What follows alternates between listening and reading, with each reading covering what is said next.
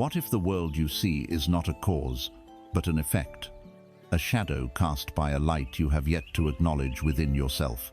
What if your life, with its triumphs and its trials, its joys and its sorrows, is not a series of random events happening to you, but a perfect, unwavering reflection of who you believe yourself to be? You have searched for so long, haven't you? In books, in philosophies, in the approval of others, in the accumulation of things. You have climbed mountains seeking wisdom and crossed oceans seeking peace, only to find that the hunger remains. The world is loud, a relentless cacophony of demands and expectations, and you have played your part well. You have worn the masks, fought the battles, and run the races. Yet, in the quiet moments, in the space between one frantic thought and the next, a deeper question echoes. Is this all there is? This feeling of being a spectator in your own life, a ship tossed on the waves of circumstance, reacting, always reacting, to a world that seems to hold all the power. The exhaustion you feel is not just physical. It is a soul fatigue, a weariness that comes from constantly trying to change the reflection in the mirror without ever looking at the face that casts it. So for now, just for this moment, I invite you to stop. Cease the struggle. Let the world outside continue its frantic dance without you for a while. This is not an escape, it is a homecoming. This space we are creating together is not a classroom where you will be taught. It is a mirror. It offers no new laws to follow, no complex rituals to perform. It is here only to reflect the truth you already hold, the power you already possess, the reality you already are. We will not add anything to you, for you are already complete. We will simply begin the process of taking away the layers of doubt, fear, and false identity that have hidden your own light from your own eyes. You are not here to find a map. You are here to remember that you are the destination, you are the source, the foundation of your perceived reality. The very ground upon which you stand is built upon a profound misunderstanding. From your first breath, you were taught a simple geography of existence. You are a small, fragile being, born into a vast, powerful, and pre-existing world. You are the subject, the world is the object. You are the occupant, the world is the house. It acts, and you react. It commands, and you obey. Your senses confirm this story every waking moment. The hardness of the floor beneath your feet, the unyielding presence of the walls around you, the faces of others whose thoughts and intentions seem entirely separate from your own. All of it screams a single, convincing truth. You are in the world. And because you are merely a resident within this enormous, unpredictable structure, your primary task is to navigate it, to adapt to it, to protect yourself from it, and perhaps, if you are lucky, to carve out a small, comfortable corner for yourself. This belief makes you a pawn in a game you cannot control. It makes you a leaf in the wind, a ship without a rudder, forever at the mercy of external tides and tempests. Your prayers become pleasant to an outside power. Your efforts become a struggle against an opposing force. Your state of being is a consequence of the world's weather. But this fundamental belief, this story that has been the bedrock of human experience for millennia, is the great illusion. And the beginning of all true freedom, all authentic power, is to perform a great inversion of this thought. It is to stand still, take a deep breath, and accept a truth that will at first feel like madness.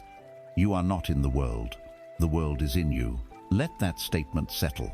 Do not let your rational mind immediately dismiss it as a poetic platitude. Consider it as a genuine, literal statement of fact. The entire world, with all its people, all its mountains, all its bustling cities and silent deserts, is taking place within your own consciousness. It is a projection on the screen of your awareness. The mistake has been to confuse the projection with the source. You have spent a lifetime running up to the screen, trying to argue with the shadows, trying to paint over the images you do not like, trying to grasp and hold on to the ones you do. You have pleaded with the characters on the screen to be kinder. You have cursed the events on the screen for being cruel. All the while, the projector, which is your own wonderful human imagination and consciousness, has been humming away silently behind you, faithfully projecting the film you have loaded into it. The inner conflict you feel, that agonizing tear between your deep desire to be the author of your own life and the overwhelming evidence that you are merely a character, is born from this mistake. Your soul remembers its power, its role as the projector, but your conditioned mind is hypnotized by the screen. It believes the screen is the only reality. The great inversion is the act of turning away from the screen for just a moment and acknowledging the existence of the projector. It is the beginning of reclaiming your role, not as a spectator, but as the silent, unseen projectionist. Think of a dream. In the landscape of a dream, you can feel the solid ground. You can be terrified by a monster. You can fall in love with a character who seems entirely separate from you.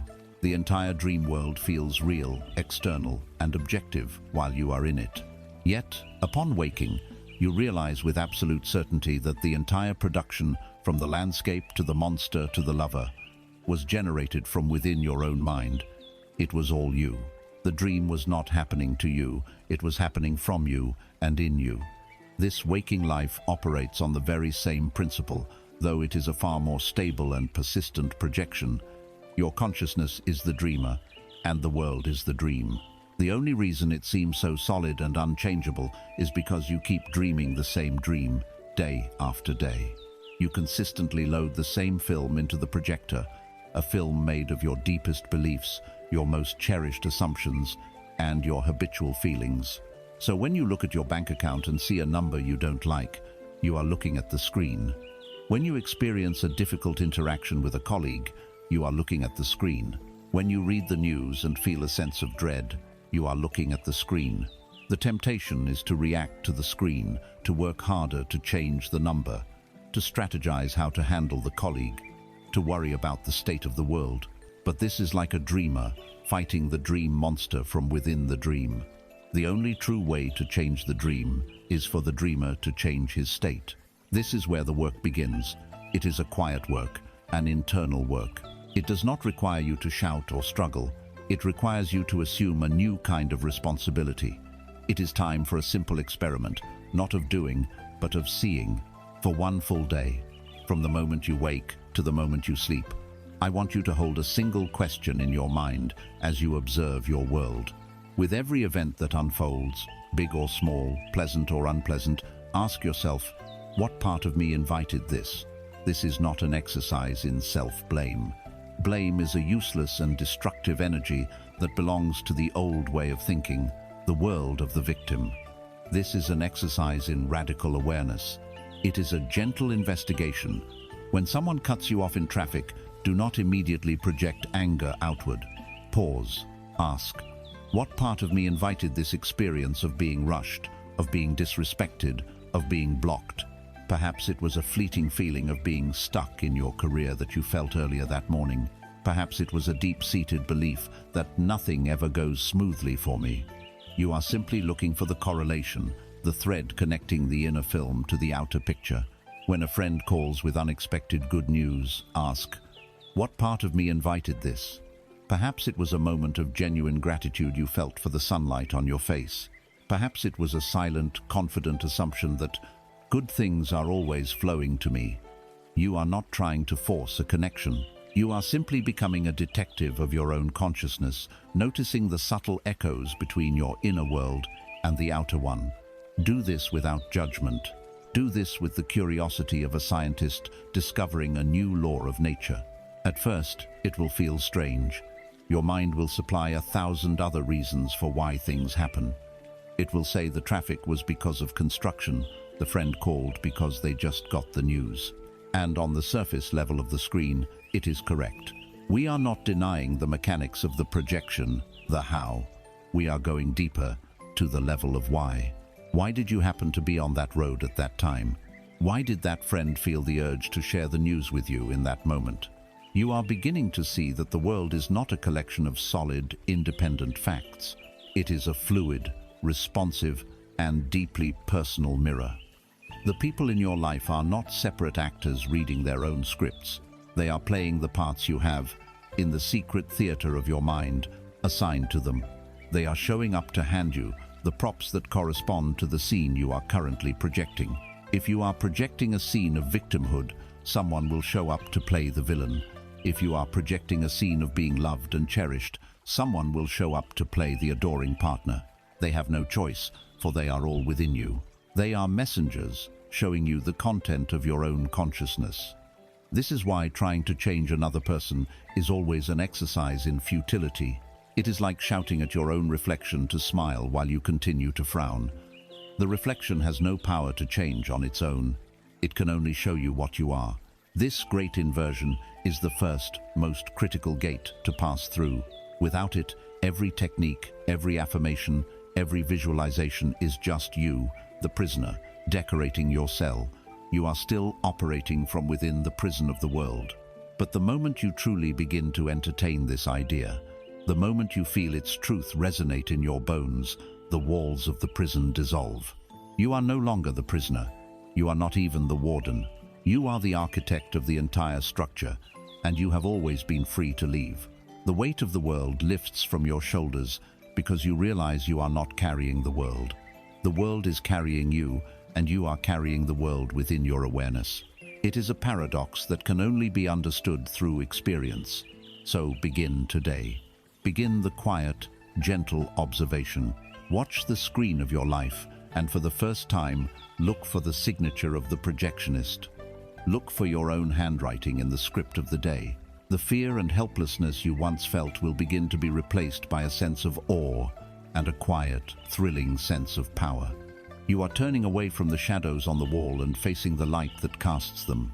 And in doing so, you are taking the first true step toward consciously creating the world you desire, not by fighting the old one, but by projecting a new one from the infinite, silent, and powerful studio of your own being. If the world is a projection originating from within you, then your consciousness is the projector. We have turned from the screen, the world of effects, and have acknowledged the source of the light. But a projector, even one of infinite potential, can only project the film that is fed into it.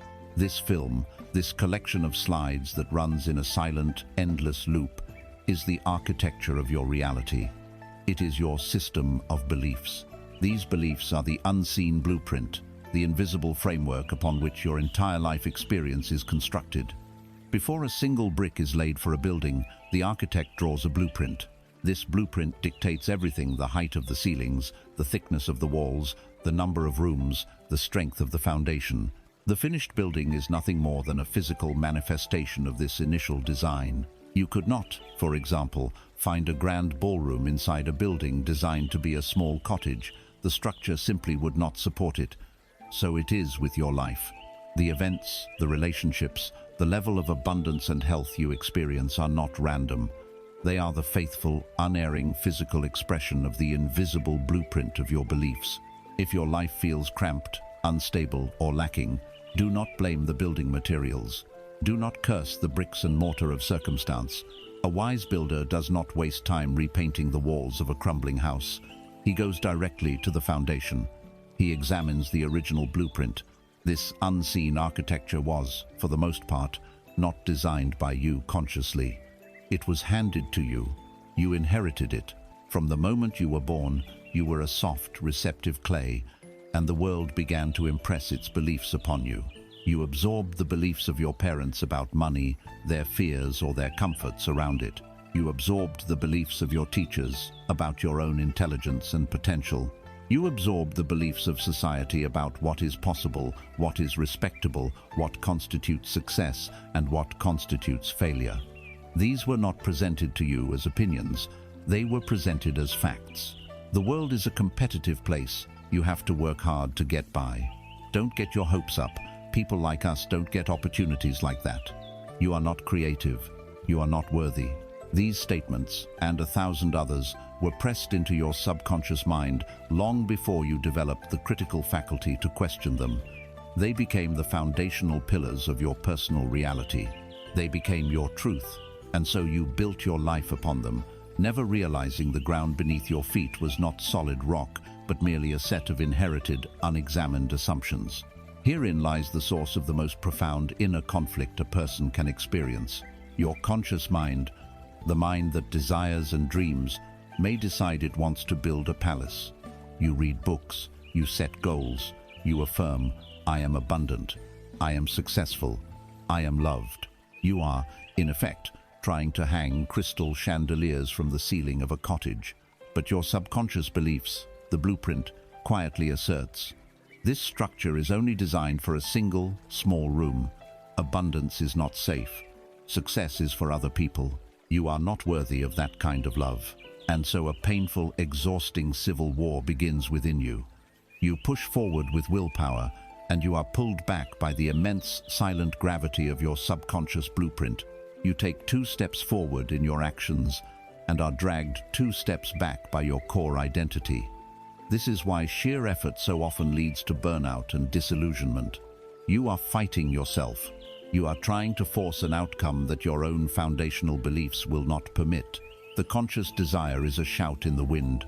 The subconscious belief is the wind itself. To change your life, you must stop shouting at the wind. You must become the wind. The most liberating realization you can ever have is this: a belief is not a truth. A belief is merely a thought that you have thought over and over again. It is an assumption you have decided to live inside of. A door you have forgotten is unlocked. Truth is singular, eternal. Truth is I am the formless, aware consciousness reading these words. But beliefs are plural, temporal. They are the clothes that your I amness is currently wearing, and any clothing can be changed. You have the absolute right, as the master of your inner house, to conduct a full structural survey. You can place every single pillar, every beam, every foundation stone on trial and ask one simple question: does this belief serve the life I now choose to build?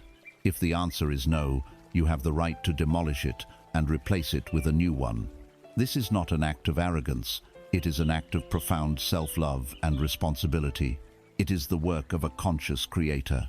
Let us make this practical. Let us move from theory to the workshop of the mind. We will use a technique we can call the inner courthouse. First, you must identify the accused. You must choose one specific foundational belief that you suspect is limiting you. Do not be vague. Be precise. Perhaps it is, I never have enough money, or I'm always unlucky in love, or I'm not smart enough to succeed. Choose one. Now, write it down on a piece of paper. Drag it out from the shadows of your mind and expose it to the light. This simple act is powerful. It separates you, the conscious observer, from the belief itself. It is no longer you. It is a thing you are examining. Now, place this belief in the dock. You will be the defense attorney for your own liberation. Your opponent, the prosecutor, is the voice of your ego and your past, and its evidence is everything that has ever gone wrong. But you are a better lawyer. Your job is to create reasonable doubt. Let us take the belief, I never have enough money. The prosecutor will present evidence, the unpaid bill, the memory of a past struggle, the feeling of lack in your stomach. Your job as the defense is to cross-examine and present counter-evidence. You must ask penetrating questions. Is it factually, absolutely true that I have never had enough money? Was there not a day last week when I had enough to buy lunch? Was there not a time in my life when an unexpected check arrived or a friend treated me? So the statement, I never have, is a generalization, not a fact. You must search for proof to the contrary. Do I know of anyone, personally or that I've read about, who started with less than me and now has more than enough? If it is possible for them, why is it a law that it is impossible for me? Is this a law of the universe, or just a habit of my attention? You are not trying to lie to yourself. You are searching for a higher truth. You are punching holes in the paper-thin wall of the old assumption. You are looking for any evidence, no matter how small, that proves the belief is not an absolute, unbreakable law, but merely a persistent story. The goal of this trial is not necessarily to prove the opposite is true overnight. The goal is to downgrade the limiting belief from a law to an opinion, to reduce it from a certainty to a possibility, to introduce enough reasonable doubt that its hypnotic hold on you begins to weaken. When you do this consistently, something magical happens. The belief loses its solidity. It becomes transparent. Its power was never in its inherent truth, but in your unquestioning faith in it. By questioning it, you cut its lifeblood. You begin to see it for what it is, a ghost, a shadow of the past, a piece of inherited furniture that you can now choose to discard. This is the tilling of the soil. You have pulled out the old, stubborn weed and loosened the earth. Now, the ground is fertile. Now, there is space to plant a new seed, to begin installing a new belief that serves the magnificent structure you wish to build. This is the real work of manifestation. It is not about wishing upon a star.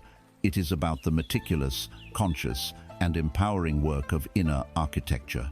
You are the architect. Your beliefs are the blueprint. The world is the construction site. Take a look around at the life you have built. If you do not like what you see, do not be discouraged. Be excited, for you have just been handed the original blueprints and a fresh set of pencils. The power was never out there. It was in the design. It has been in the design all along. And now, you are awake. Now, you can begin to draw again. You have begun the great work of the architect. You have descended into the silent vaults of your own mind to examine the blueprints, the foundational beliefs upon which your house of life has been built. You have seen how these inherited, unexamined designs have dictated the shape and substance of your reality. But as you begin to sketch new blueprints, as you dare to design a palace where a cottage once stood, you will immediately be confronted by the most persuasive and relentless opponents of your new creation. These are not external enemies. They are your most intimate companions, your most trusted advisors. They are your five senses. Your eyes, your ears, your sense of touch, taste, and smell are the wardens of the prison of what is. They are loyal, tireless guards whose sole function is to report on the world that already exists. They are the masters of evidence, the champions of fact, and their testimony is so powerful, so constant, that it can shatter the faith of even the most determined creator. The tyranny of the senses is the final barrier that stands between understanding this principle and living it. Your senses are not your enemies. They are profoundly limited servants who have been mistakenly promoted to the role of master. Their design is perfect for their function, which is to help you navigate a physical world that is already manifest, a world that is the solidified result of past consciousness. Your sight tells you where the wall is so you do not walk into it. Your hearing tells you a car is approaching so you do not step into its path. They are magnificent tools for survival and interaction within the existing projection. The tyranny begins when you consult them for information about what is possible. It is like asking a historian to predict the future. The historian can only tell you what has already happened, and so it is with your senses. They can only show you what you have already created with your past beliefs. They are a rear-view mirror, perfectly reflecting the road you have just traveled. And here lies the great human tragedy in motion. You are trying to drive toward a new destination while staring exclusively into the rear-view mirror. Consider this metaphor deeply. You are the driver in the vehicle of your life, your desired destination, a life of abundance, love, or health lies ahead, on a road that is not yet visible. The windshield, clear and expansive, is your imagination, the faculty that allows you to see what is not yet physically present. The rearview mirror is your sensory world. Now, imagine trying to drive forward with your gaze locked on that small rectangular mirror. What would happen? You would see only the road you have already covered, the old towns you have already passed, the familiar, worn-out landscapes of your past. Your steering would be erratic, governed not by your destination, but by the ruts and potholes of the road behind you. You would likely crash, or at the very least, you would find yourself driving in endless circles, ending up exactly where you started, wondering why you never seem to make any progress. This is the precise state in which most of humanity lives. You wake up in the morning and consult the rear-view mirror. You look at your bank account, the past. You recall a past failure, the past. You feel a familiar ache in your body, the past. Then, based on this irrefutable evidence from the past, you form your expectations for the day, thereby projecting the same reality forward. You are steering your life by looking backward. The senses create a perfect, self-sealing feedback loop of limitation. A belief creates a reality. The senses perceive that reality. The sensory data reinforces the belief, and the belief then projects an even more solid version of the same reality. To break this cycle is to perform an act of what seems like madness. It is to deliberately turn your gaze away from the rearview mirror of what is, and to fix it upon the invisible road ahead, seen only through the windshield of your imagination. The inner conflict you feel is the tension between the driver who yearns for a new horizon and the hypnotized gaze fixed on the mirror. You create a new blueprint for wealth, but your eyes see the overdue bills on the table. You imagine yourself in a loving, respectful relationship, but your ears still hear the echo of a harsh word. You affirm that you are healthy and whole, but your hand feels the same old pain. The senses scream, "Liar, this is reality, face the facts." And under this relentless assault, your new imaginal state withers, your resolve falters. You conclude that this creative principle doesn't work, and you return your gaze to the familiar, miserable comfort of the rearview mirror. The core message that you must absorb until it becomes your very breath is this: the sensory world is an echo. It is a shadow of a cause that has already passed. Creation is finished first in the unseen realm of consciousness. The physical world is merely the construction site where the results are delivered, often with a time delay. To create anew, you must learn to give more reality, more substance, and more of your attention to the unseen blueprint in your imagination than to the seen building that stands before you. You must trust the report of your inner vision over the report of your outer sight. This is faith, not a blind hope in an external deity, but a confident trust in the reality of your own unseen creative act. To cultivate this trust, you must practice a new way of seeing. We will call this exercise closing your eyes to see. It is an act of deliberate sensory deprivation, a temporary rebellion against the tyranny of the visible world. For 5 or 10 minutes each day, find a space where you can be undisturbed. Sit comfortably and close your eyes. In doing so, you are consciously shutting out the primary source of evidence that contradicts your desire. You are turning away from the rearview mirror. Now, the goal is not merely to think about what you want. The goal is to move into the state of the wish fulfilled. If you desire wealth, do not just see dollar signs. What is the feeling of security? Imagine holding a bill in your hand and feeling no anxiety about spending it. Feel the ease in your shoulders. If you desire a loving relationship, do not just picture a generic face. Imagine the specific sensory details. Feel the warmth of a hand holding yours. Hear a specific, loving phrase being whispered in your ear. Smell their unique scent. The key is to make the imaginal scene so vivid, so detailed, and so saturated with feeling that it becomes more real than the physical room you are sitting in. You must get so lost in the inner reality that when you open your eyes, the physical world feels like a faint dream for a moment. That moment of disorientation is the sign of success. It means you have, for a time, made the unseen more real than the seen. You must understand that the old reality will not vanish overnight. When you open your eyes, the bills may still be on the table. This is the great test. The shadows of the old projection will continue to play on the screen for a time. The world will tempt you, bait you, and challenge you to return to your old state of being. It will ask, "Well, where is it? I don't see it." Your job is to remain inwardly loyal to the new reality you have just inhabited. You must meet the contradictory evidence of your senses with a quiet inner knowing, a calm indifference. You can acknowledge the shadow. Yes, I see that bill, without giving it your creative energy. You inwardly say, "That belongs to the old film. I am playing a new one now." This requires a gentle but persistent mental discipline. You are learning to walk by faith, not by sight.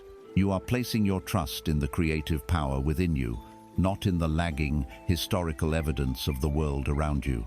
True sight is insight. True hearing is listening to the sound of your wish, fulfilled in the halls of your imagination. The senses are a wonderful tool for enjoying your creation once it has objectified itself, but they are a terrible guide to consult during the creative process itself. Dare to deny the evidence of your senses. Dare to be a divine fool who believes their own inner world more than the outer world of shadows. For that is the only way to command the shadows to change. You must look forward, through the windshield, and trust the road you are paving in the magnificent, invisible world within. You have taken the courageous step of turning away from the tyranny of your senses. You have dared to close your eyes to the world of shadows, the world of effects, the world that is merely a historical record of your past beliefs. You have entered the silent, dark sanctuary of your own mind, the true workshop of creation. But in this sacred stillness, what is the tool you must now wield? If sight and sound are the language of the old world, what is the language of the new? If thoughts are the architectural drawings, what is the power that transforms the blueprint into a living, breathing reality? The answer is the very substance of life itself. It is the current that animates the universe, the language that your subconscious mind understands perfectly. The secret, the currency of all creation, is feeling. You have likely been told to think positive. You may have spent countless hours repeating affirmations, forcing your mind to chant phrases that your heart knew were not true. You stood in the mirror and declared, "I am wealthy," while every fiber of your being was vibrating with the feeling of lack. You insisted, "I am loved," while your soul was steeped in the lonely feeling of separation. And you found that this mental exertion led only to exhaustion and disappointment. The conflict between the words you chanted and the feeling you inhabited created a state of inner paralysis. It is like a driver pressing the accelerator to the floor while their other foot is clamped firmly on the brake. There is a great roar of effort, a tremendous waste of fuel, but the vehicle goes nowhere. The words are the accelerator, the feeling is the brake, and the feeling, your deep, underlying, habitual feeling, will always win.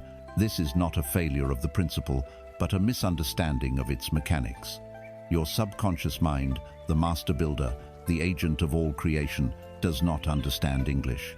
It does not respond to logic or to repeated words. It responds to the language it was born to speak, the language of feeling. Think of your subconscious as a fertile, dark soil. Your thoughts are the tiny seeds you hold in your hand.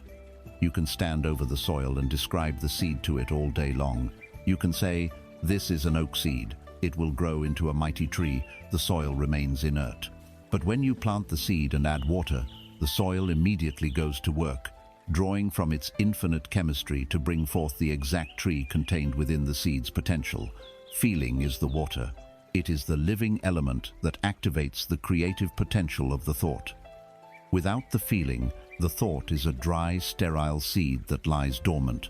With the feeling, the thought is impregnated with life, and its manifestation into form is inevitable. You have been trying to command your creative power with words, when you should have been communing with it through feeling. You have been shouting instructions at a master artist in a language they do not speak. To create, you must become fluent in the native tongue of the soul. You must learn to feel. It is crucial here to distinguish between reactive emotion and creative feeling. Emotion is what happens when you are still a slave to the screen. You see something you don't like in your rearview mirror, and you react with anger, fear, or despair. This is chaotic, uncontrolled energy that simply reinforces the old projection.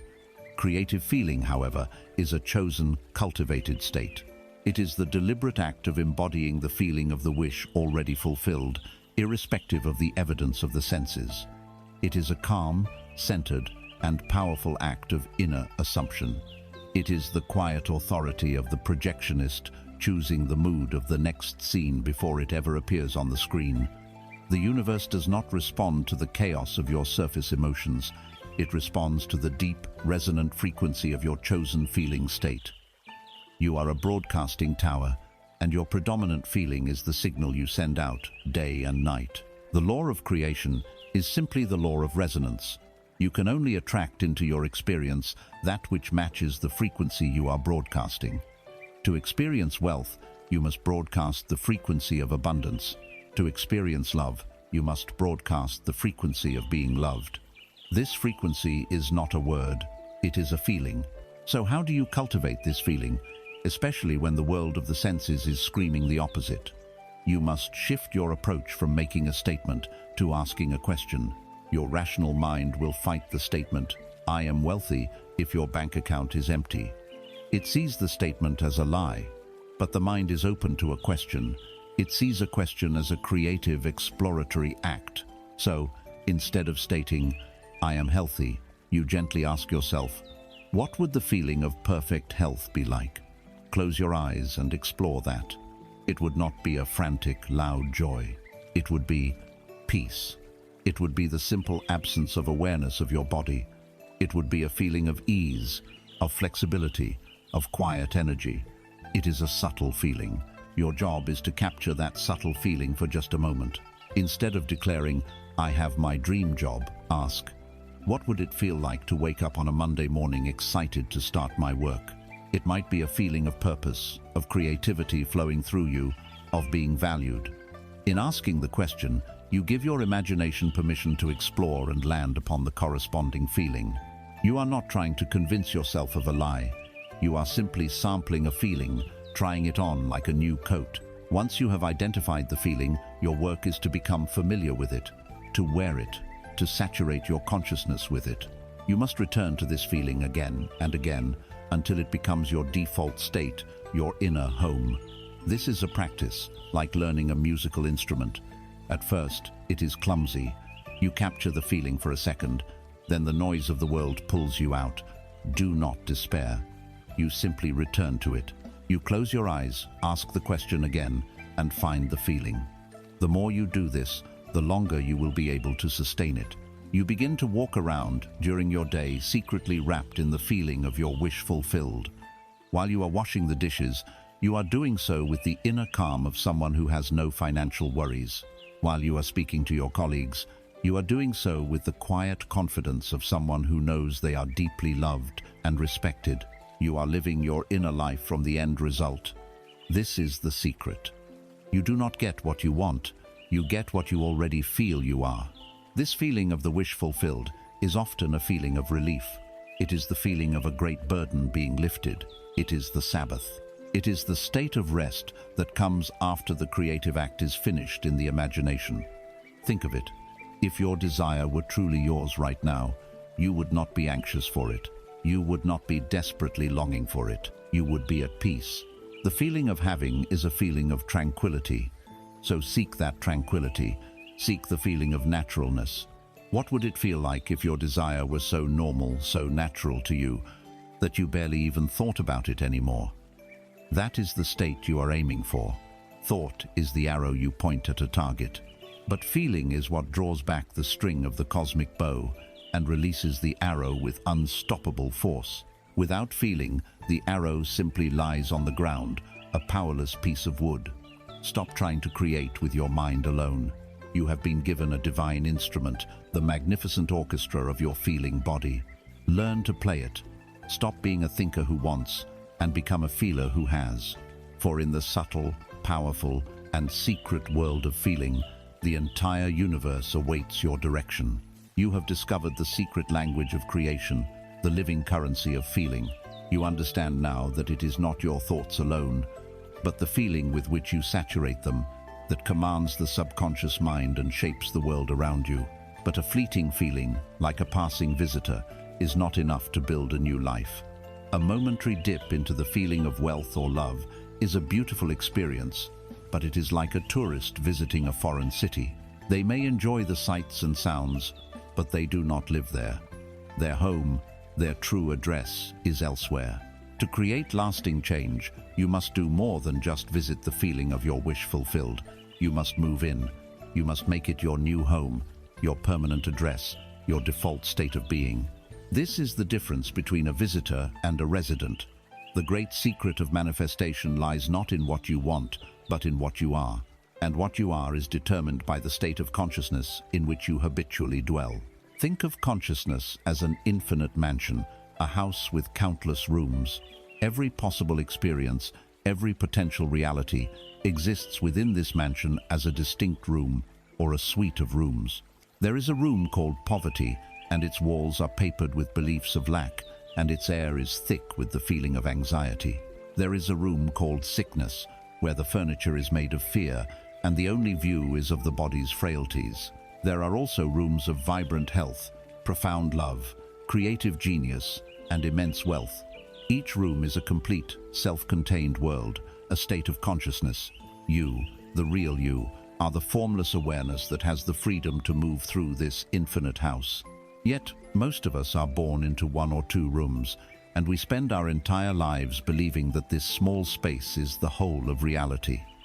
We do not realize we are living in a mansion. We think we are living in a cell. We spend our energy trying to redecorate our cell, trying to make the state of lack a little more comfortable, never realizing that the key to the grand ballroom of abundance is already in our pocket. The most pervasive form of self-imprisonment is the fusion of our identity with our current state. We do not say, "I am currently occupying the state of loneliness." We say, "I am lonely." We do not say, "I am experiencing a temporary state of financial lack." We say, "I am poor." With that simple, powerful word, am, we chain our infinite formless being to the finite furniture of our present room. We become the state. This is the deepest hypnosis. And from within this hypnosis, we try to change our world. We stand in the middle of the room called lack and we shout through the walls, "I want to be in the room of wealth." We try to achieve a new state from outside of it. It is an impossible task. It is like trying to get dry while choosing to stand under a running shower. It is trying to experience the warmth of the sun while insisting on remaining in a cold, dark basement. The inner conflict you feel, the frustration of your efforts, comes from this fundamental error. You cannot experience the reality of a new state while your consciousness remains a resident of the old one. The law is simple. You do not attract what you want. You attract what you are. The world is your mirror. It can only reflect the inhabitant of the room you are currently in. To change the reflection, you must change rooms. This is not a matter of faking it till you make it. That phrase implies a dishonesty, a sense of playing a part. This is a far deeper and more authentic process. It is the act of consciously choosing your identity. It is an internal relocation. You must, in your imagination and feeling, move out of the old state. This means you stop paying rent to it. And the rent you pay is your attention. You must starve the old state of your attention. You stop mentally revisiting it. Stop complaining about it. Stop telling stories about it. Stop identifying with it. You let it go. And then, you must bravely and deliberately move into the new state. You use your imagination, saturated with feeling, to unlock the door to your desired room, and you walk in. You look around. You feel what it is like to live here, and you decide to stay. You make this new state your home. Let us make this profoundly practical with a simple, life-altering discipline, living from the end. Before you perform any action, before you make any choice, before you react to any situation during your day, you must pause and ask yourself a powerful question. How would the version of me who has already achieved my desire handle this? What would they be thinking? How would they be feeling? What would they do? You are not asking what you should do. You are consulting the resident of the new state. Let us say you receive an unexpected bill in the mail. The resident of the state of lack immediately reacts with fear, anxiety, and stress. But you pause. You ask, how would the resident of the state of abundance view this? That person would likely see it as a routine, neutral event, a simple outflow in a constant circulation of energy. They would feel calm, resourceful. They would handle the physical piece of paper with that calm energy. They might put it in a tray to be paid on a certain date and then forget about it, their mind unburdened. By choosing to act from that state, you are declaring your residency there. You are behaving in alignment with your new address. A person approaches you with a problem. The old you, residing in the state of being a victim, might feel overwhelmed, burdened, or resentful. But you pause. You ask, how would the me who is a secure, loved, and powerful creator respond? Perhaps that version of you would listen with compassion but without taking on the burden. They would offer a kind word or perspective from a place of fullness, not depletion. They would maintain their own peaceful inner atmosphere. In every small decision, you are choosing your state.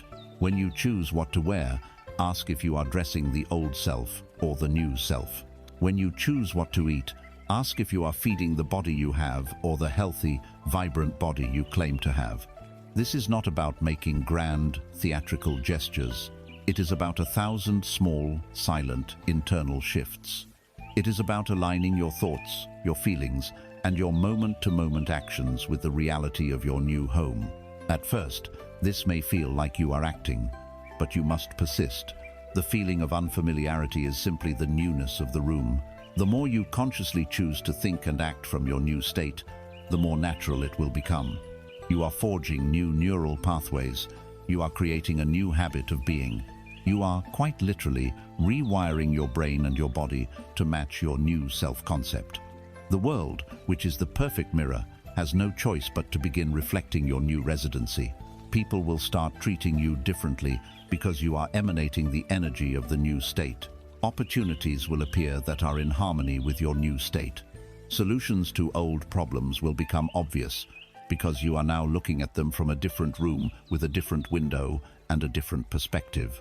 The change happens inside you first, and the world follows. It has no choice. It is law. So look at your life now. Look at the state you have been inhabiting. Thank it for the lessons it has taught you. And then, with love and with firmness, decide to move out. Pack your mental bags, turn in the key, and walk away.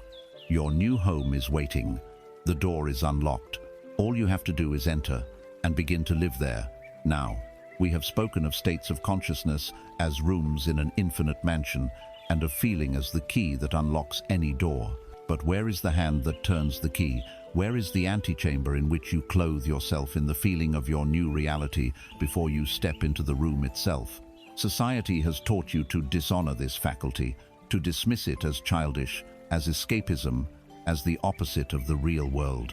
It has been relegated to the realm of fantasy and daydreaming. And yet, you use it every single day, not as a tool of creation, but as an instrument of exquisite self-torture. This sacred faculty, the very workshop of God, is your own wonderful human imagination. The greatest paradox of your existence is that you already are a master of imagination. You are an expert creator, a prolific artist. The problem is that you have been creating from a state of fear. You have been painting masterpieces of disaster on the canvas of your mind.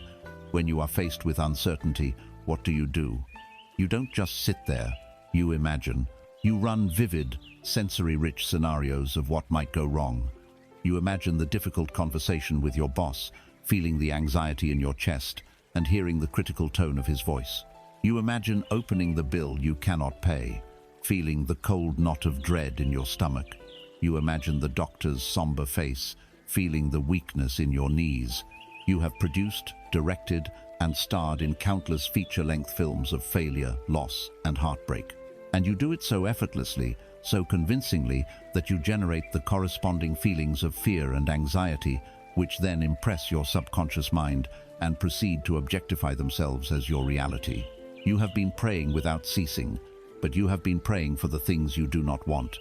The inner conflict you feel is the tragedy of a divine power being used for self-destruction. It is the yearning of your soul to create beauty, health, and abundance, clashing with the undisciplined habit of your mind to imagine ugliness, sickness, and lack. You must reclaim your imagination from the clutches of fear. You must perform a radical re-evaluation of what it is. Imagination is not an escape from reality. It is the one and only gateway to creating reality. It is not fantasy. It is the very substance of things not yet seen, the evidence of things hoped for. An imaginal act, consciously and lovingly performed, is not a pretend exercise. It is the true creative act.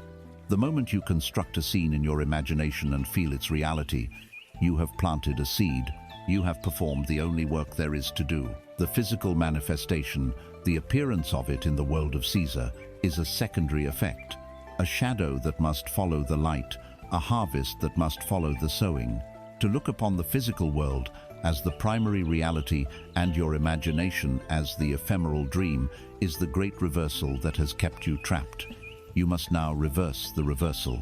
Your imagination is the true causal world. The physical world is but a delayed and shadowy reflection of where you have been dwelling in your imagination. To use this power effectively, you must give it structure. Undisciplined daydreaming is like scattering seeds on the wind. Some may land on fertile ground, but most will perish. A controlled, focused imaginal act is like carefully planting a seed in prepared soil. This is where the technique of the final scene becomes your most trusted tool. It is simple, direct, and profoundly effective. The first step is to define with absolute clarity what you would experience after your desire has been fulfilled. We are not concerned with the how, the process, or the journey. The how is the business of the subconscious mind. and its ways are past finding out. To concern yourself with the how is to introduce doubt and to limit the infinite pathways available. Your work is to occupy the end, the state of the wish fulfilled.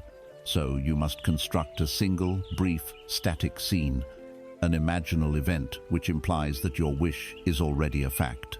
The scene must follow a few simple rules. First, it must be short, not a long movie, but a single snapshot. Second, it must be sensory. You must be able to see, hear, touch, or smell something within it. Third, you must be the central actor in the scene, not a spectator. You must see the world from your own eyes, not look at yourself as if on a screen. And finally, and most importantly, the scene must imply the fulfillment of your desire. If you desire marriage, you do not imagine the wedding ceremony, which is a process. You might imagine the simple, static feeling of a wedding band on your finger. You would run your thumb over it, feeling its solidity, its smoothness. That single, simple act implies that the wedding is over, that you are married. If you desire a new job, you do not imagine the interview process. You imagine a friend shaking your hand and saying, "Congratulations on the new job." You feel the grip of their hand, you hear the sound of their voice, and you feel the surge of pride. The scene itself is the handshake, but it implies the entire desire has been realized. If you desire a new home, you do not imagine searching for houses. You imagine yourself standing in the living room of your new home, smelling the fresh paint and feeling a key in your hand. Once you have your scene, your single perfect pearl of a final moment, you must enter it. This is best done in a relaxed, sleepy state. Just before drifting off to sleep or upon waking, this is when the conscious mind is least active and the doors to the subconscious are most open. You close your eyes and you loop this short scene over and over again. You are not forcing it. You are gently, lovingly re-entering it. Feel the ring on your finger. Feel the handshake. Feel the key in your hand. You repeat the scene not to make it happen, but because it is a pleasant place to be. You are dwelling in the feeling of the wish fulfilled. You continue looping the scene until it takes on the tones of reality, until it feels natural and solid. And then you drift off to sleep, having marinated your mind in the feeling of accomplishment. You have given your subconscious mind its final instruction for the night. You have planted the seed in the fertile darkness. This is the noble work you are called to do. This is your divine responsibility. Stop using this holy workshop to manufacture your own nightmares. Your imagination is a garden. For too long, you have been letting the winds of fear and doubt sow weeds of anxiety and lack. Now you must become a conscious gardener. Every time you catch yourself imagining the worst, stop, uproot that weed, and deliberately, lovingly, plant the seed of your final scene instead. Water it with the feeling of its reality. Tend to it with your focused attention. Your imagination is not a toy. It is the very power that shapes worlds. It is the garden where tomorrow is grown today. What you plant there in secret, you will harvest in the open. Choose your seeds wisely. You have stepped into the workshop of God, your own imagination, and learned to construct the perfect, sensory-rich scene of your wish fulfilled. This is the act of creation. But once the seed is planted, how do you ensure it grows? How do you protect this fragile new reality from the harsh winds of doubt and the relentless glare of your current circumstances? The answer lies in cultivating a specific, powerful, and often overlooked mental art form, the art of assumption. To assume is to create. For what you assume to be true, if you persist in that assumption, will harden into fact. You are already an expert at assumption. Like imagination, it is a faculty you use constantly, but you have been trained to use it against yourself. An assumption is simply a belief accepted as true without proof. Look at your daily mental traffic.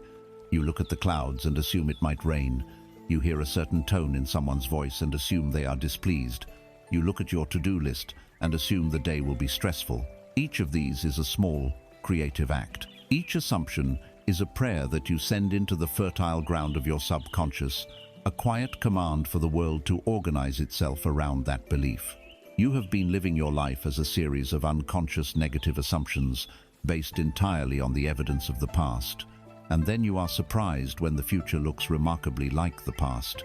The world is simply being obedient to your deepest, most habitual assumptions about it and about yourself. The gap between the life you desire and the life you have is the gap between your wishes and your assumptions. A wish is a weak, passive thing. It is a hope sent out into the void. It implies separation. When you wish for something, you are in the state of not having it. You can wish for health for years while deeply assuming that you are a sickly person. You can wish for love while fundamentally assuming that you are unworthy of it. The wish is a faint desire whispered from the room of lack. The assumption is the very atmosphere of the room you are actually living in. Your reality is not shaped by your occasional, fleeting wishes. It is shaped by your constant, deep-rooted assumptions. The world does not give you what you want. It gives you what you believe you are. And what you believe you are is simply the sum total of all your assumptions. The art of conscious creation, therefore, is the art of daring assumption. It is the audacity to assume the feeling of your wish fulfilled, right now, in this moment, long before your senses can give you permission to do so. It is not waiting for the world to change to feel wealthy. It is assuming the feeling of wealth so that the world must change. It is not waiting for a person to love you to feel loved. It is assuming the state of being loved so that the person must appear. This is not lying to yourself. It is being loyal to a reality that is not yet visible. It is an act of supreme faith in your own creative power. To assume you are the person you want to be is to consciously select a new room in the infinite mansion of your consciousness and to declare, "This is who I am now." Think of your consciousness as a sophisticated navigation system, a spiritual GPS. Your desire is the new destination you type into the system. You want to go from Lack Street to Abundance Avenue. You have used your imagination to see what Abundance Avenue looks like. You have felt the feeling of being there. Now, you press start. The journey begins. But here is the critical part. You are still, physically, parked in the driveway of Lack Street. Your senses, your bank account, your current circumstances all confirm your old location. As you begin to move mentally in your new assumption, the GPS system, your subconscious, starts calculating the route. But because your old momentum is strong, the first thing it might do is try to correct you back to your old familiar destination. It will say, recalculating, make a legal U-turn. This U-turn command comes in many forms. It is a negative thought. It is a worried feeling. It is a friend expressing doubt. It is an unexpected bill. It is any piece of evidence from the old reality that tempts you to abandon your new destination and return to what is familiar. The undisciplined creator hears this, make a U-turn command, and immediately obeys. They see the bill, they feel the fear, and they say, "See, it's not working. I'm still on Lack Street." They abandon the journey, and so they remain where they are, concluding that the navigation system is broken. But the conscious creator, the master of assumption, does something different. They hear the make a U-turn command, and they calmly ignore it. They see the contradictory evidence, they acknowledge the worried thought, but they refuse to give it their energy. They keep driving mentally toward Abundance Avenue. They persist in the assumption that they are already on the right path, that the destination is guaranteed, and a marvelous thing happens. If you ignore the U-turn command long enough and keep moving in your new direction, the GPS has no choice. It must stop trying to take you back. It must accept your new position and your new direction as reality. It will stop saying U-turn and it will say recalculating, and then it will chart a brand new course from where you are now to your chosen destination. Your persistent assumption forces reality to recalculate its path to you. This is what it means to live by faith. It is persisting in the assumption that your desire is a finished fact, even while your senses deny it. The practice is simple, but it requires a gentle diligence. You must begin your day by assuming the state of the wish fulfilled. Before your feet touch the floor, you declare inwardly, "My assumption today is that I am," and you fill in the blank. I am secure, I am loved, I am healthy. You feel that assumption for a moment. Then, as you move through your day, you stand guard at the gate of your mind. When a negative thought or event appears, see it for what it is, the GPS telling you to make a U-turn.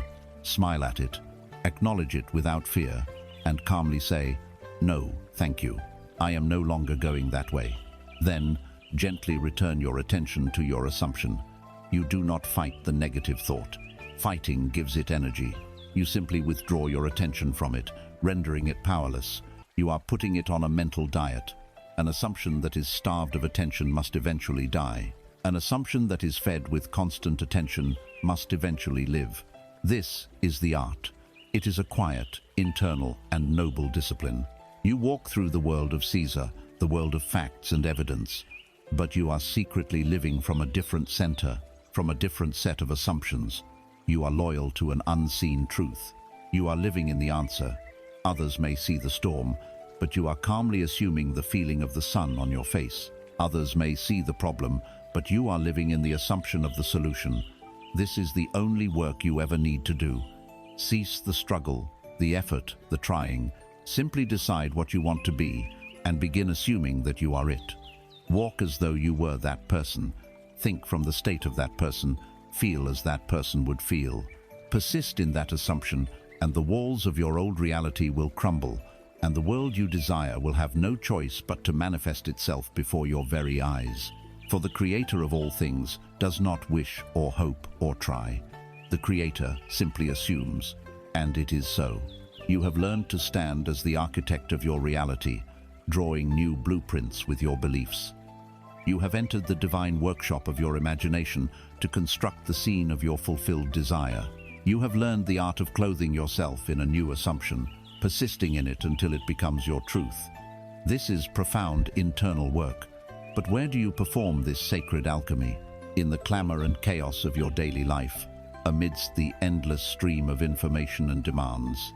Like a master craftsman who requires a quiet, well-lit studio, you too require a sanctuary, a space where the noise of the world fades away, where the seed of your new creation can be planted in fertile ground, undisturbed. This sanctuary is not a place you must travel to. It is a state you must learn to enter. It is the womb of all creation, the fertile void from which all things are born. It is the sacred silence. In the modern world, silence has become the one thing we fear the most. We have become a civilization of noise addicts, terrified of the space between sounds. From the moment we wake, we reach for a device to fill the quiet. We listen to podcasts while we brush our teeth, scroll through feeds while we eat, have the television on for company, even when no one is watching. We have become experts at distracting ourselves from ourselves. Why this deep, pervasive fear of stillness? Because silence is a great mirror. In the absence of external noise, the internal noise becomes deafening. In the quiet, we are forced to confront the unfiltered reality of our own minds, the anxieties we have suppressed, the resentments we have harbored, the fears we have refused to name. The constant stream of noise is an anesthetic, a drug we use to numb ourselves to our own inner state. It keeps us on the surface of our lives, skating frantically over the ice, terrified of what might lie in the dark, silent depths below. This creates a painful inner conflict. Your soul, the timeless, conscious part of you, craves silence. It knows that in stillness lies clarity, peace, and a connection to a deeper intelligence. It yearns for the opportunity to speak to you, to guide you.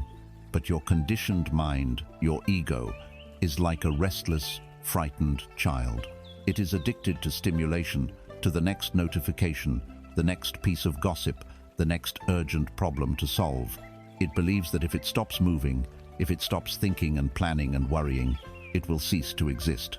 And so you are torn. You long for peace, but you are addicted to the very chaos that shatters it.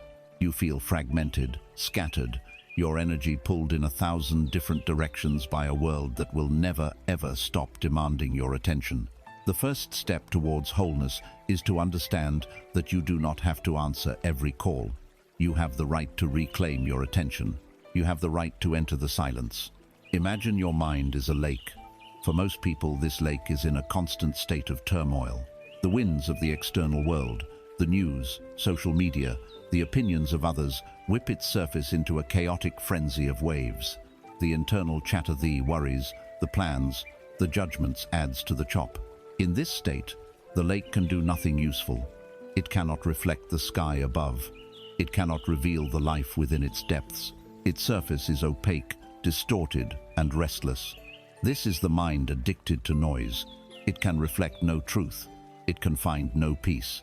Now, imagine what happens when you choose to enter silence.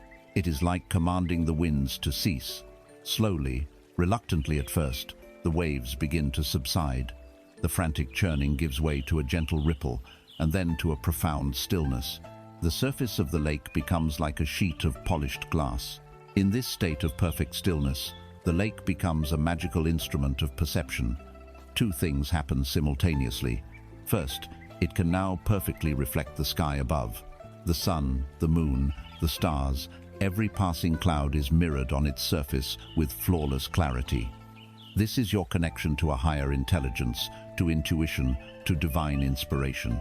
Answers to problems that have plagued you for years may appear, not with a shout, but with the quiet, simple clarity of a star reflected in still water. Second, the lake becomes transparent. For the first time, you can see deep into its own nature. You can see the rocks and the sand on the bottom, your own foundational beliefs. You can see the fish swimming within it, your own desires and motives. You see everything as it is, without the distortion of agitation. A still mind becomes a perfect mirror for both the universe and for itself. This silence is not an empty, dead thing. It is a fertile, living void. It is the dark, rich soil in which the seed of your new assumption can finally germinate. When you try to hold your assumption in a mind full of noise, it is like trying to whisper a secret in the middle of a rock concert. The secret gets lost, shouted down, and forgotten. But when you carry your assumption into the sacred silence, its voice becomes the only voice. Its reality can expand without opposition.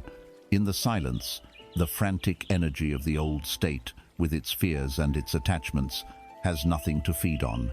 It begins to dissolve. The old identity, which thrives on problems and noise, begins to starve. This peaceful death of the old creates the space for the new to be born. Creation does not spring from a frantic climax of effort. It arises from a deep, trusting, silent impregnation.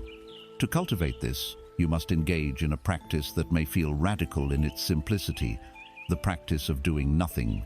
This is different from meditation, where you might focus on your breath or a mantra. For 10 or 15 minutes each day, simply give yourself permission to be. Sit in a chair, in a quiet room. Do not try to empty your mind. Do not try to find peace.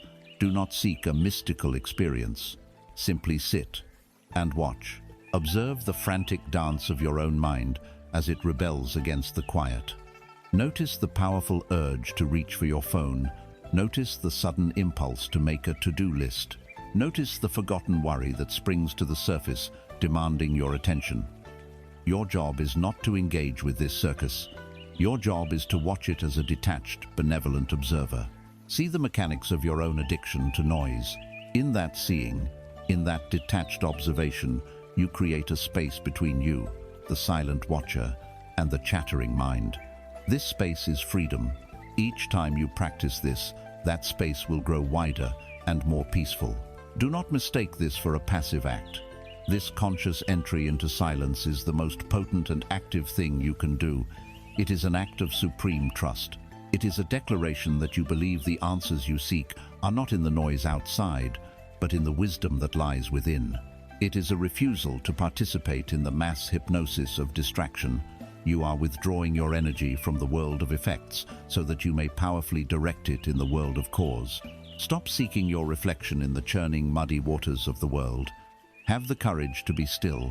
Allow the lake of your mind to grow calm, and in that sacred, clear, and living silence, you will discover that you are, and have always been, a perfect reflection of all the wisdom, all the power, and all the peace of the universe itself. You have learned to enter the sacred silence, the fertile womb of creation, where the seed of your desire can be planted.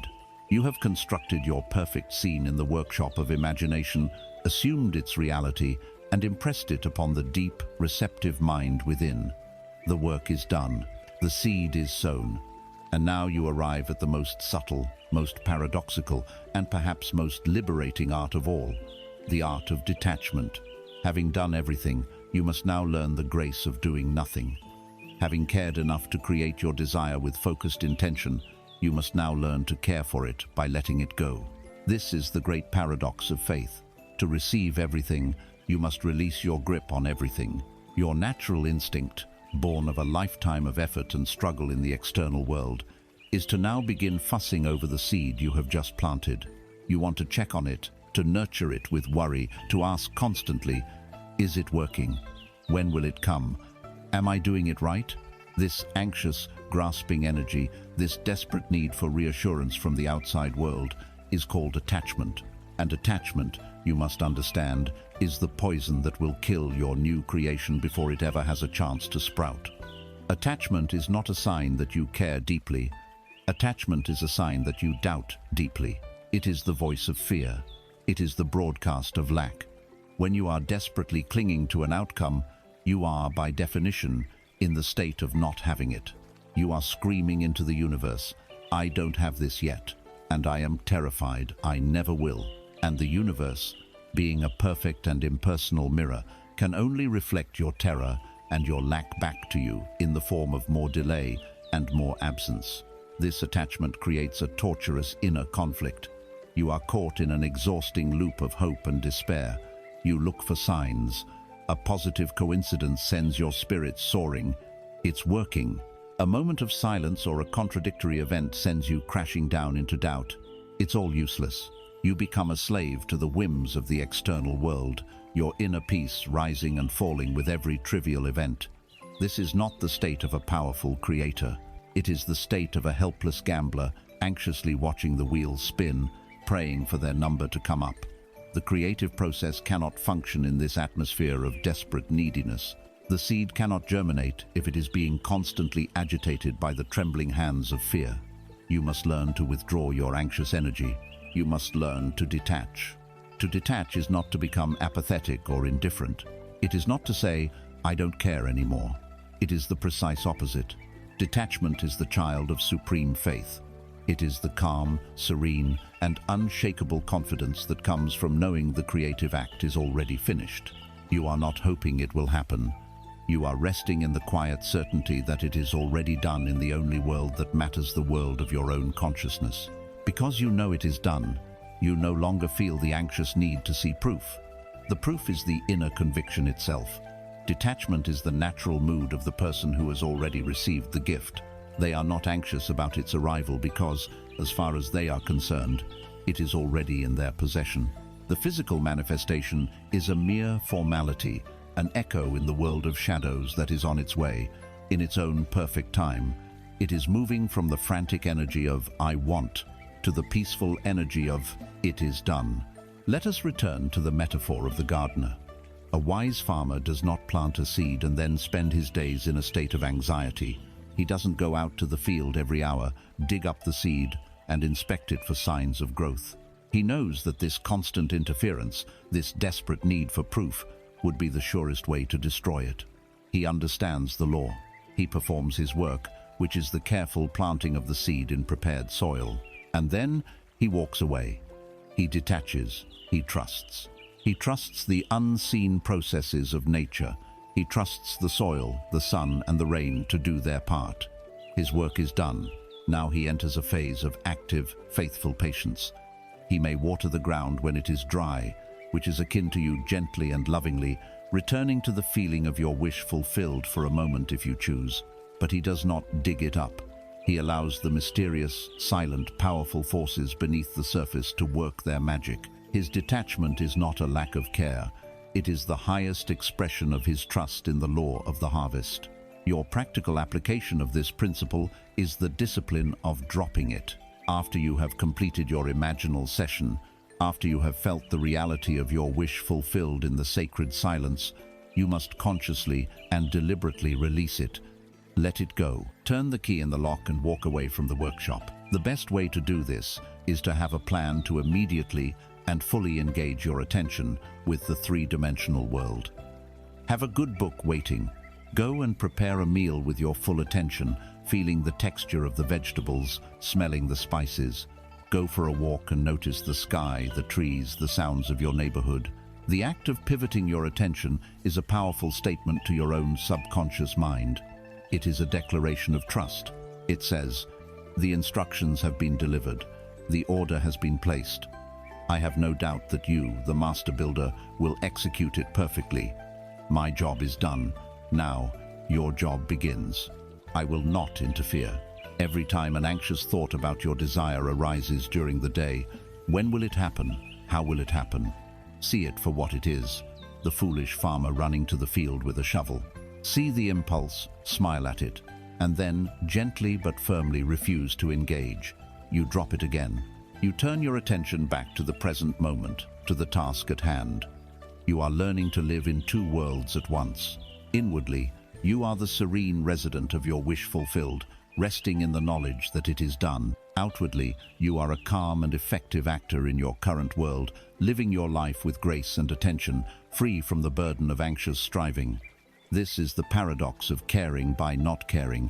Your true care for your desire is demonstrated by your ability to release it to the infinite wisdom that governs creation.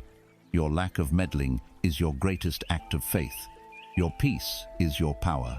The more you can forget about it, the more you can go about your day with a feeling of joyful, general expectancy, the faster the seed will grow. For you are no longer blocking its sunlight with the shadow of your own anxiety. You are letting it be. You are free, and in your freedom, you have made it free to come to you. You have planted the seed of your desire in the fertile silence of your mind. You have mastered the paradoxical art of detachment, learning to care for your creation by releasing your anxious grip upon it.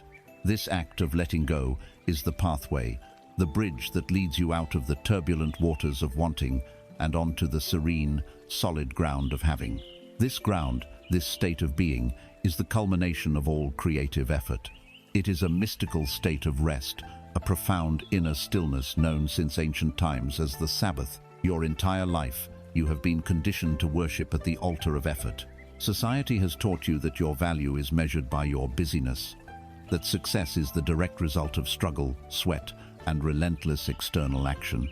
The idea of hustle is held up as a virtue. Stillness is seen as laziness, rest is seen as weakness. This deep programming creates a powerful psychological barrier to entering the Sabbath because it feels profoundly counterintuitive. It feels like you are giving up. It feels like inaction. Your mind, trained to be a problem solver in the external world, becomes agitated after the creative act is finished within.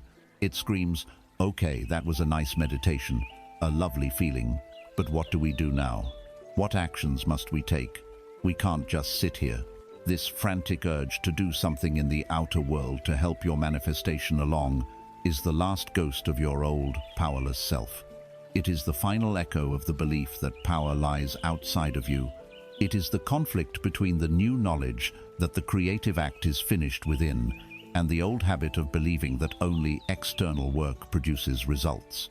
You cannot live in both worlds. You cannot serve both the God of inner power and the mammon of outer effort. To enter the Sabbath is to consciously and deliberately turn your back on the gospel of struggle and to embrace the divine law of rest. It is to finally accept, in the deepest core of your being, that the work is already done. The Sabbath is not a day of the week. It is not a religious observance. It is a state of consciousness. It is a mystical stillness. In the biblical allegory of creation, God labored for 6 days, and on the seventh, he rested. This is a psychological drama, a blueprint for the creative process that unfolds within you, the operant power of your own consciousness. The 6 days of labor are your period of spiritual work, clarifying your desire, constructing your imaginal scene, clothing yourself in the feeling of the wish fulfilled. This is your sacred labor. But once the work is done, once the creation is perfect in imagination, you must follow the law. You must cease from your labor. You must enter the seventh day, the mystical Sabbath, the state of rest. To continue to labor mentally, to worry, to doubt, to reimagine out of fear is to profane the Sabbath. It is to imply that the work done on the first 6 days was insufficient, that God is not powerful enough. It is to deny your own creation. Consider the beautiful metaphor of a master potter. He takes a lump of formless clay, which is your own awareness. He places it upon his wheel, which is your imagination. With intense focus, skill, and feeling, he shapes the clay. He presses here, smooths there, until the form in his mind's eye is perfectly expressed in the clay. The pot is now formed. It is a perfect, albeit delicate, creation. At this moment, his creative labor upon the pot is finished. He cannot improve it by more meddling. Now, he performs a different kind of action, an action of trust. He carefully places the pot into the dark inferno of the kiln. The kiln is the subconscious mind, the womb of creation, the furnace of the universe that hardens form into objective fact. Once the pot is in the kiln, what does the wise potter do? Does he pace anxiously outside? Does he open the door every 5 minutes to check on it, letting out the heat and disturbing the process? To do so would be foolish. It would crack the pot and ruin his own work. A wise potter, having finished his part of the work, enters his Sabbath. He rests. He trusts the fire. He trusts the immutable laws of chemistry and heat that are now at work in that silent, fiery darkness. His rest is not laziness. It is an expression of his absolute faith in the unseen process. He knows that the form he created will be made permanent by forces he has surrendered it to. So it must be with you. After you have perfectly formed your desire in imagination, you must place it in the kiln of the subconscious. And then you must rest. You must trust the fire. To anxiously check on it with worry and doubt is to crack your own creation. How then do you practically enter this state? It is a conscious decision. After your imaginal practice, after you have dropped it, you make a quiet internal declaration. It is finished. The work is done. I now enter my Sabbath. The primary feeling of the Sabbath is one of profound relief. The burden of desire, the heavy weight of wanting and striving, is lifted from your shoulders. You are no longer a seeker. You are a finder who has already found. Breathe in that feeling of relief. Let it permeate your entire body. The anxiety you held in your stomach, the tension in your shoulders, let it all dissolve in the peaceful certainty that it is done. You can test whether you are truly in the Sabbath with a simple question. Do I feel a compulsion to perform my imaginal act again for this same desire? If the answer is yes, you are still in a state of wanting. You still believe the work is not yet done. But if your honest feeling is one of peace, of having no need to do it again because it is already a fact, then you have successfully entered the Sabbath. You may choose to revisit the feeling of your wish fulfilled at any time, not as an act of trying to make it happen, but simply for the joy and pleasure of it, just as the potter might joyfully anticipate the beautiful pot that he knows is coming. This does not mean you become a passive couch potato. Action taken from the Sabbath state is of a completely different quality. It is not the frantic, forced action of the man trying to make something happen. It is the calm, effortless, and often inspired action of the man who is moving in a world where his desire is already a fact. It is right action. You may feel a sudden urge to call someone, to go to a certain place, to read a certain book. These actions will feel natural, easy, and obvious. You are not striving. You are simply playing your part in the logical unfolding of the premise you have already established in consciousness. You are the potter, calmly clearing a space on his shelf, knowing the beautiful pot is soon to emerge from the kiln, perfect and permanent. The Sabbath is the end of the struggle. It is the beginning of trust. It is the quiet confidence of God, resting in the knowledge of a job well done. It is your divine birthright. Enter into it and be at peace. As you learn to rest in the Sabbath, to detach from the outcome and trust the unseen process, you begin to notice a profound shift in your perception. The frantic, anxious question of when will it happen, starts to lose its power. The urgency dissolves into a quiet, confident patience. This growing indifference to the clock and the calendar is your gateway to understanding and dismantling one of the most powerful and pervasive illusions that holds humanity captive, the illusion of linear time. You have learned to be the master of your inner states. But to achieve true freedom, you must now become the master of the very framework in which those states appear to unfold. You must understand that time is not a master to be obeyed, but a construct to be commanded. From your earliest childhood, you were taught to perceive time as a straight line, an unalterable railroad track on which you are a passenger. Behind you lies the past, a fixed and unchangeable landscape of events that define you. Ahead of you lies the future, a mysterious and uncertain territory that you approach with a mixture of hope and fear. And squeezed between this immense, heavy past and this vast, anxious future is the fleeting, almost non-existent moment you call the present. Living within this model, you become a prisoner. The past becomes a source of endless regret, its chains of memory and guilt clanking behind you with every step. The future becomes a screen for your anxieties, a blank canvas onto which you project your deepest fears of scarcity, loss, and failure. The now, the only point where life is actually lived, is sacrificed. It becomes a mere stepping stone, a frantic moment of transit from a past you cannot escape to a future you cannot control. This linear model of time creates a fundamental conflict for the conscious creator. You stand in what you perceive as the present moment, and you desire something that you place in the future. By its very definition, this creates a state of separation. Your desire is over there, and you are here. This gap between here and there, between now and then, is the very feeling of lack itself. It is the feeling of not having. And as you have learned, you cannot create from a state of lack. You are trying to use a power that exists only in the now to create an event that you have defined as not now. This is a spiritual impossibility. It is like trying to build a house with a hammer that will only appear tomorrow.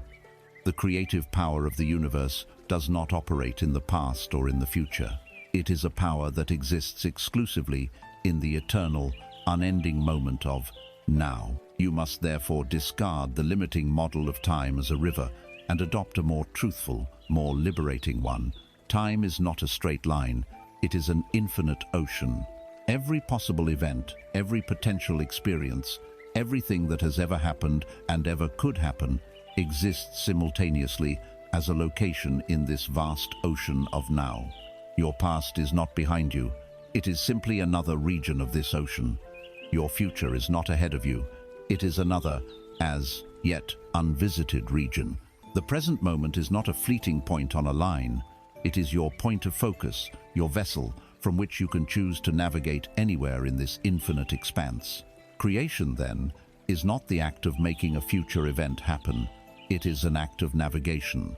It is the art of using your consciousness, your imagination and feeling to mentally travel to and anchor yourself in the now moment where your desire is already a reality. You do not wait for the future to come to you. You choose a location in the ocean of now and you travel there instantly in consciousness. How do you collapse this perceived distance between you and your desire? You do it by bringing the feeling of the future into your present moment. When you close your eyes and truly feel the reality of your wish fulfilled, you are not pretending. You are performing a profound act of temporal travel. You are tuning your conscious energy to the specific vibrational coordinates of that reality in the ocean of now. You are, for a few sacred moments, actually living in that reality. When you emerge from your imaginal act, your physical senses may report that you are still in your old location, but you have left an indelible psychic footprint in the new one. You have created a powerful magnetic pull. The physical world, which moves at a slower, denser frequency, must now begin a process of realignment to match the new vibrational address where you have established residency. You do not pull the future towards you. You command the present to reshape itself around the future you have claimed as your now. To become a masterful navigator of this ocean, you must first learn how to anchor your vessel. A ship cannot set a true course if it is being tossed about by random waves. Your point of power is always the present moment. Most people's minds are constantly being hijacked, dragged into the phantom past of regret, or thrown into the phantom future of anxiety. To counteract this, you must practice the art of being radically present. This is not a passive meditation, but an active training for creators. Throughout your day, intentionally anchor your awareness in your physical senses. When you wash your hands, do not think about your next meeting. Feel the sensation of the water, its temperature, its pressure on your skin. When you eat, do not scroll through your phone. Taste the food. Experience its texture, its flavor. When you walk, feel your feet connecting with the ground. Look at a flower and see its color, its intricate design, without the need to even name it as flower. Each time you do this, you are pulling your scattered consciousness back from the illusory realms of past and future and anchoring it in the only place where you have any real power, here, now. From this stable platform of the present, you can then perform your act of imaginal travel with far greater power and focus. This understanding also liberates you from the tyranny of your past. If the past is not a fixed block of concrete chained to your ankle, but simply another region in the ocean of now, it means it can be revisited. As you will learn, you can travel back in your imagination to moments of pain or regret and consciously revise them, rewriting the scene to one that is loving and affirmative. In doing so, you do not change the historical fact, but you change its meaning and its emotional charge, which is all that truly matters. You are neutralizing the anchors that have kept you moored in undesirable states of consciousness. You are setting your vessel free. Therefore, release yourself from the clock. The anxious question, when, is meaningless to a creator. To ask when is to reaffirm that you do not have your desire now, thus pushing it further away. Instead of asking when, simply decide that. Decide that your desire is a fact, and then occupy that reality now, in feeling. Live in the calm assurance of a finished creation. Walk through your day as the person you have decided to be. The physical world of shadows will have no choice but to catch up. You are not a victim of a timeline. You are the master of an infinite ocean of now. Your power is not coming, it is. Your desire is not in the future. It exists now as a vibrational possibility, waiting for you to claim it, to feel it, to be it. The end of waiting is the beginning of living, and all you ever have is now. You have walked through the great illusions of the outer world, learning to command your reality from within. You have stood in the sacred silence, detached from the outcome, resting in the Sabbath of a finished creation. You have dismantled the tyranny of the clock, realizing that all power exists in the eternal now. We now arrive at the very heart of the matter, the central sun around which all these other principles orbit like planets. We come to the cause of all phenomena, the seed from which your entire tree of life grows. We come to the most important creative decision you will ever make, your concept of yourself. All that you are, all that you have, and all that you will ever be is the direct result of who you conceive yourself to be. Your self-concept is your destiny. For most of your life, your concept of self has not been a conscious creation. It has been an accidental assembly, a collage pasted together from the random scraps of external opinion and past experience. Your parents told you that you were shy, so you accepted the label "I am shy." A teacher said you weren't good with numbers, so you took on the identity "I am not a math person." You failed at a business venture, so you concluded "I am not cut out for success."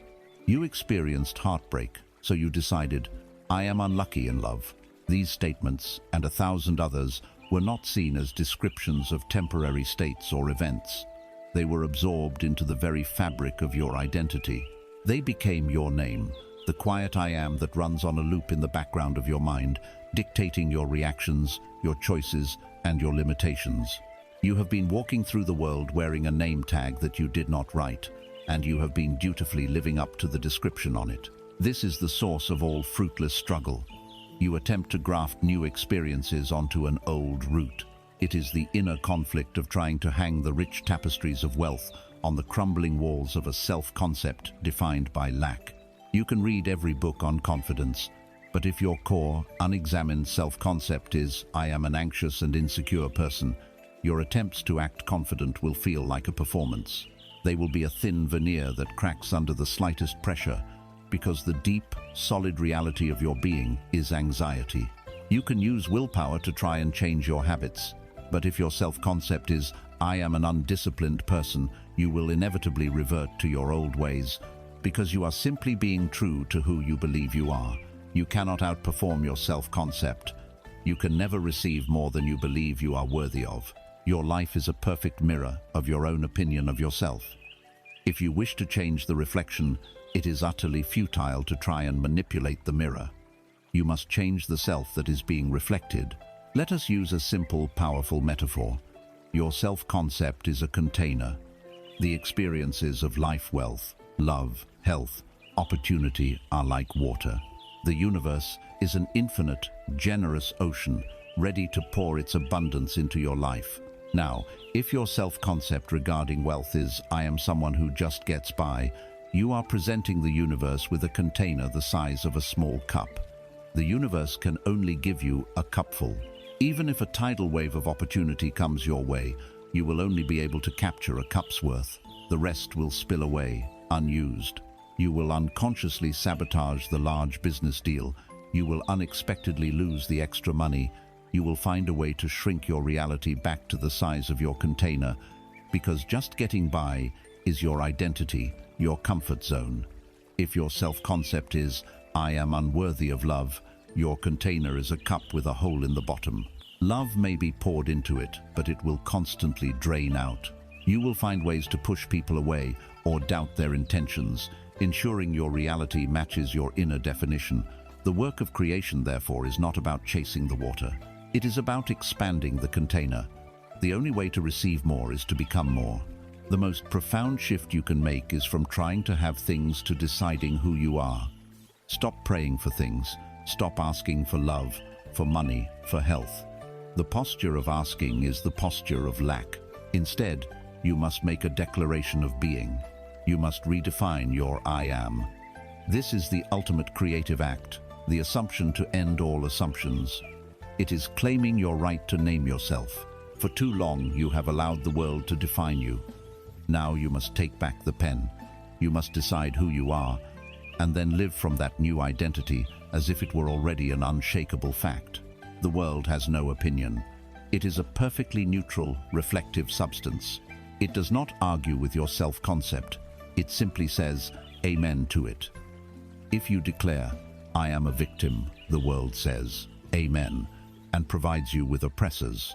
If you declare, "I am a cherished and beloved being," the world says, "Amen," and provides you with those who will cherish and love you. The world is waiting for your decision. Let us make this the most practical act imaginable. Take out a piece of paper or open a document and perform the sacred act of self-definition. Write, in the present tense, a short, powerful paragraph that describes the person you have now decided to be. Do not write, "I want to be," or "I will be." Write, "I am." For example, I am a person of unshakable inner peace and quiet confidence. I am a creative force, and I express my talents with joy and ease. I am a magnet for financial abundance and inspiring opportunities, which flow to me effortlessly. My body is a radiant expression of health and vitality.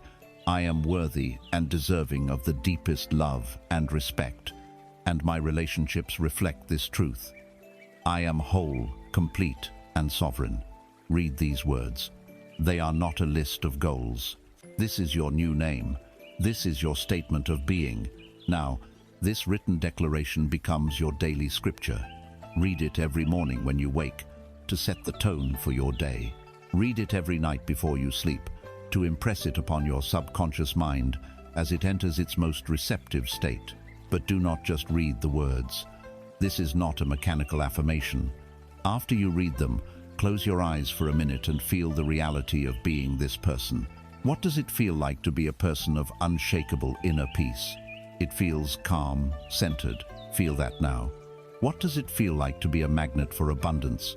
It feels easy, secure, grateful. Inhabit that feeling. You are stepping into the clothes of your new identity and feeling how perfectly they fit. With this new self-concept as your foundation, your daily life becomes simplified. You no longer have to struggle with decisions. You simply ask, what would the person I am now do in this situation? This new identity becomes the filter through which all your thoughts, feelings, and actions must pass. Would the confident and respected person I am tolerate this disrespectful behavior? Would the healthy and vital person I am choose to eat this junk food?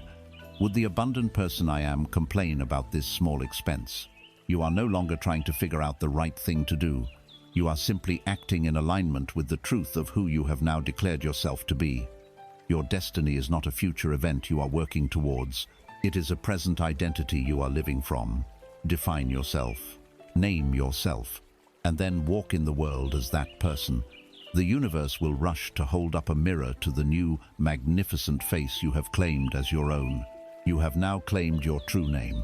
You have stood at the center of your being and redefined the fundamental reality of I am, casting aside the ill-fitting garments of your old self-concept. You have declared your new identity, not as a hope or a wish, but as a present fact. In doing so, you have set a new destination for your life. You have, in effect, changed your address in the infinite landscape of consciousness. Now, the entire universe must begin the process of physically moving you from your old location to your new one. This journey does not happen in a single miraculous leap. It unfolds across a series of seemingly ordinary and sometimes extraordinary events. This pathway, often mysterious and illogical to the conscious mind, is the bridge of incidents. Learning to trust this bridge is the final test of your faith as a creator. The human mind craves certainty. It desires a straight, predictable, and logical path from point A to point B. When you set a goal, your conscious mind immediately begins to write a script for how it should unfold. If you desire greater wealth, you script a story where you get a promotion at your current job or win a prize. If you desire a new home, you script a scenario where you find the perfect listing online and the purchase goes smoothly. We create these neat, tidy, and understandable narratives because they give us a feeling of control. The problem is that your conscious mind's script is profoundly limited. It is based only on your past experiences and your current knowledge. It is like trying to navigate a vast continent with a map of a single small village. Your subconscious mind, the divine intelligence within you, is not bound by this limited map. It sees all roads, all possibilities, all the hidden connections and shortcuts you cannot perceive. Once you have given it the destination, your new state of being it will construct the most direct path to get you there. And this path, the bridge of incidents, will almost never match the clumsy script you wrote in your head. This bridge is built from the materials of your daily life. A chance encounter with a stranger, a book that falls off a shelf, a sudden urge to visit a place you haven't been in years, an accidental phone call. It will bring you the people, the information, and the opportunities necessary for your new self-concept to be realized. But here is the crucial part that tests every student of this law. The bridge of incidents is often built with materials you would judge as negative, disastrous, or heartbreaking. The path to your greatest success may be paved with an initial, spectacular failure. The road to your true love may begin with the painful end of your current relationship. The journey to perfect health might be initiated by a frightening health scare that forces you to finally change your lifestyle. From your limited vantage point on the bridge, these events look like the destruction of your dream. From the higher perspective of the architect, they are the necessary demolition of the old structures to make way for the new. Imagine you have purchased a ticket for a train journey to a beautiful, sun-drenched coastal city, a place of peace and beauty. This is your desired reality. You board the train, full of joyful anticipation, but soon after the journey begins, the train plunges into a long, dark, noisy tunnel. The windows go black, the air grows thick. A foolish traveler would panic. "This is wrong," they would shout. "I paid for a ticket to a city of light, not this terrifying darkness." The driver is lost. The journey is a failure. They might even, in their fear, try to force open the doors and jump from the moving train. Now imagine a wise traveler. When the train enters the dark tunnel, they simply relax. They may not enjoy the darkness, but they do not panic. They understand that tunnels are often a necessary part of a journey through a mountainous region. They know the darkness is not the destination. It is merely a temporary passage on the way to the destination. They trust the ticket in their hand, they trust the unseen driver, and they know the light will return. Your journey to your desire is the same. The bridge of incidents will inevitably lead you through dark tunnels. Do not panic in the tunnel. Do not mistake the journey for the destination. The inner conflict you will face is the clash between your unwavering inner assumption and the seemingly contradictory evidence of the bridge. You have done the work. You are living in the state of your wish fulfilled. And then you get fired, or your partner leaves, or you face a sudden, unexpected challenge. The temptation to abandon your faith will be immense. The ego will scream, "You see, it didn't work. It was all a fantasy." This is the moment of your greatest test and your greatest power. Your work now is to consciously override this panic with a radical trust. When the unwanted event occurs, you must pause, take a breath, and instead of falling into the old reaction of fear and despair, you must make a new declaration with quiet, calm conviction. This is part of the bridge. I do not understand its purpose from where I stand, but I trust that it is leading me unerringly to my good. This is necessary. This is not an act of denial or spiritual bypassing. It is an act of profound wisdom. It is the refusal to judge the entire divine play by a single confusing scene. It is surrendering your need to have a logical, moment-to-moment understanding of the process. You are letting go of the need to be the scriptwriter and trusting the divine director. The man who assumes the state of being a successful entrepreneur gets laid off from his stable but unfulfilling job. His old self panics. His new self, the successful entrepreneur he has already become in imagination, calmly says, "This is the bridge," and begins to look for the new opportunity this freedom has created. The woman who assumes the state of being cherished and adored has her lukewarm relationship come to an abrupt end. Her old self is heartbroken. Her new self, while feeling the human pain of the moment, holds a deeper trust. This is the bridge. This space is being cleared for the love that is already mine. You must understand that the subconscious will always use the path of least resistance. Sometimes, the path of least resistance involves a controlled explosion.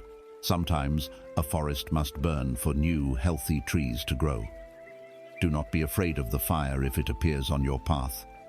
Do not be afraid of the darkness. They are servants, not masters. They are temporary, not permanent. They are segments of the bridge, not your final home. Your only work, once you have set your destination, is to walk the path with faith. Trust the unfolding. Allow life to surprise you. Your neat little script is an insult to the infinite creativity of the power within you. Tear up your script and watch with awe the magnificent, mysterious, and perfect play that God has written for you. Trust the bridge. It is leading you home. You have learned to trust the bridge of incidents, to see the divine logic in the unfolding path, even when it leads you through dark and confusing landscapes. You have cultivated a faith that can withstand uncertainty. But there will come a moment in your journey as a creator that demands more than just trust in a mysterious path. There will come a moment when the path seems to vanish entirely, when the bridge seems to lead off a cliff. This is the moment when the world does not just confuse you, but seems to actively, loudly, and violently reject your new reality. It is the moment when every door slams shut, every voice says no, and every piece of sensory evidence forms a united front to scream in your face that your desire is impossible. This is the ultimate trial by fire. It is the final, most profound test of your faith. This is not a punishment. It is a necessary and predictable stage of creation. Think of your old self-concept, the state you have decided to leave behind, as a powerful center of gravity. For years, perhaps decades, it has been the sun around which your entire reality has orbited. Now, you have established a new center of gravity, your new assumption, your new I am. As your consciousness begins to orbit this new sun, the old one exerts its maximum gravitational pull to try and drag you back. It is the final, desperate struggle of a dying king. The old reality, seeing itself being starved of your attention and belief, marshals all its forces for one last, ferocious assault. The external world, being your perfect mirror, simply dramatizes this internal war. The slammed doors, the naysayers, the overwhelming negative circumstances, they are the death throes of your old world. It is at its loudest, its most convincing, and its most terrifying just before it dissolves into nothingness forever. The inner conflict at this stage is the most intense you will ever face. It is the quiet, calm, inner knowing of your Sabbath rest pitted against the deafening roar of a hostile world. It is the gentle feeling of your wish fulfilled against the hard, cold facts of your senses. Everything you see, hear, and touch tells you that you have failed, that you were a fool to believe. The temptation to surrender will be immense. This is the point where most people turn back. Just inches from the promised land, they see the giants in the fields and conclude that the dream was a lie. They abandon their new assumption, their faith shatters, and they retreat to the familiar prison of their old state, convinced that their chains are, and have always been, the only reality. But you must understand that this moment of maximum opposition is not a sign of failure, it is a sign of imminent success. The darkness is deepest just before the dawn. Imagine you are holding a fertilized egg. This egg is your desire, perfectly formed and alive within your imagination. Your work now, as the creator, is to incubate it. You must provide it with the steady, unwavering warmth of your faith and attention. You must consistently assume the state that the chick is alive and well within the shell. Now, for a long time, nothing appears to be happening. The shell is hard, opaque, and silent. There is no external evidence whatsoever that life exists within it. You could hold it to your ear and hear nothing. You could hold it to the light and see nothing. This is the period of the great test. Your senses report that you are holding a lifeless, stone-like object. You might be tempted to abandon the nest, believing the egg is dead. You might be tempted, out of a desperate need for proof, to crack the shell open to see what's inside, which would instantly destroy your creation. Your only task is to ignore the silent, dead-seeming evidence of the shell and to remain faithful to the unseen life within. Your job is not to break the shell from the outside. Your job is to provide the constant, loving warmth of your assumption, which gives the life inside the shell the strength to one day break out on its own. The world screaming no is the hard, silent shell. Your job is to ignore it and keep the egg warm with your faith. To withstand this final assault, you must put yourself on a strict and disciplined mental diet. For a time, you must become the absolute guardian of your own mind, the high priest of your inner temple. You must ruthlessly refuse entry to any thought, any feeling, any conversation, or any piece of information that contradicts the reality of your assumption. This is not a gentle request, it is a firm command. When a doubtful thought arises, you do not fight it. You do not argue with it. You simply turn it away at the door of your mind. You say, "You have no place here. I do not entertain thoughts of failure." You refuse it, your attention, your energy, your belief. When a wave of fear or despair washes over you, you do not drown in it. You acknowledge it as a weather pattern from the old world, and you let it pass while you remain anchored in the inner climate of your fulfilled desire. This mental diet extends to your interactions with the world. You must, for a time, be fiercely protective of your inner state. If friends or family, often with the best of intentions, try to pull you into conversations about the grim reality of your situation, you must not engage. You do not need to be rude. You simply, gracefully, change the subject or excuse yourself. You are incubating something sacred and delicate. You would not allow someone to come and sit on the precious egg you are trying to hatch. Likewise, you must not allow the heavy weight of their disbelief to sit on your consciousness. This is a test of loyalty. Where does your allegiance lie? Are you more loyal to the dead, decaying world of your past, as reported by your senses? Or are you more loyal to the living, vibrant world of your fulfilled desire, which exists right now in your imagination? Your persistence in the face of opposition is your vote. It is your declaration of which world is real. Do not see this final test as a cruel trick of the universe. See it as a gift. It is the fire that burns away the last hidden vestiges of your doubt. It is the crucible that transforms the intellectual belief of a student into the unshakable, experiential faith of a master.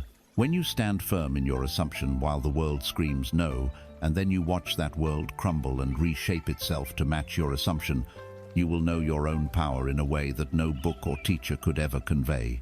You will have proven to yourself that your consciousness is the only reality. So when this moment comes, do not shrink, stand tall. Be the unmovable rock in the face of the storm. Wrap yourself in your assumption as if it were a royal robe, and let the winds of circumstance howl. They are but the last, dying breaths of a phantom. Hold fast to your inner truth. Keep the egg warm. The shell is about to break. You have stood firm in the face of the storm, holding fast to your inner reality, while the outer world screamed its final, empty protest. You have passed the great test of faith, proving to yourself that your consciousness is the one and only cause. Now, having conquered the opposition without, you must turn your attention inward to release the final chains that may still bind you. These are the subtle but immensely heavy anchors of the past, the toxic residues of old hurts and disappointments that you carry within you. These are the anchors of resentment and unforgiveness. You cannot soar into a new future while you are tethered to the grievances of yesterday. The final act of liberation is to learn that true forgiveness is not a gift you give to others, but a state of freedom you give to yourself. We are taught to think of resentment as a sign of strength, a righteous anger that we are justified in holding. We believe that to forgive is to condone, to say that what happened was acceptable. This is a profound misunderstanding. Unforgiveness is a prison you build for yourself with the bricks of your own past pain. When you hold a grudge against someone, you are not hurting them. You are binding yourself to them and to the very state of consciousness in which the painful event occurred.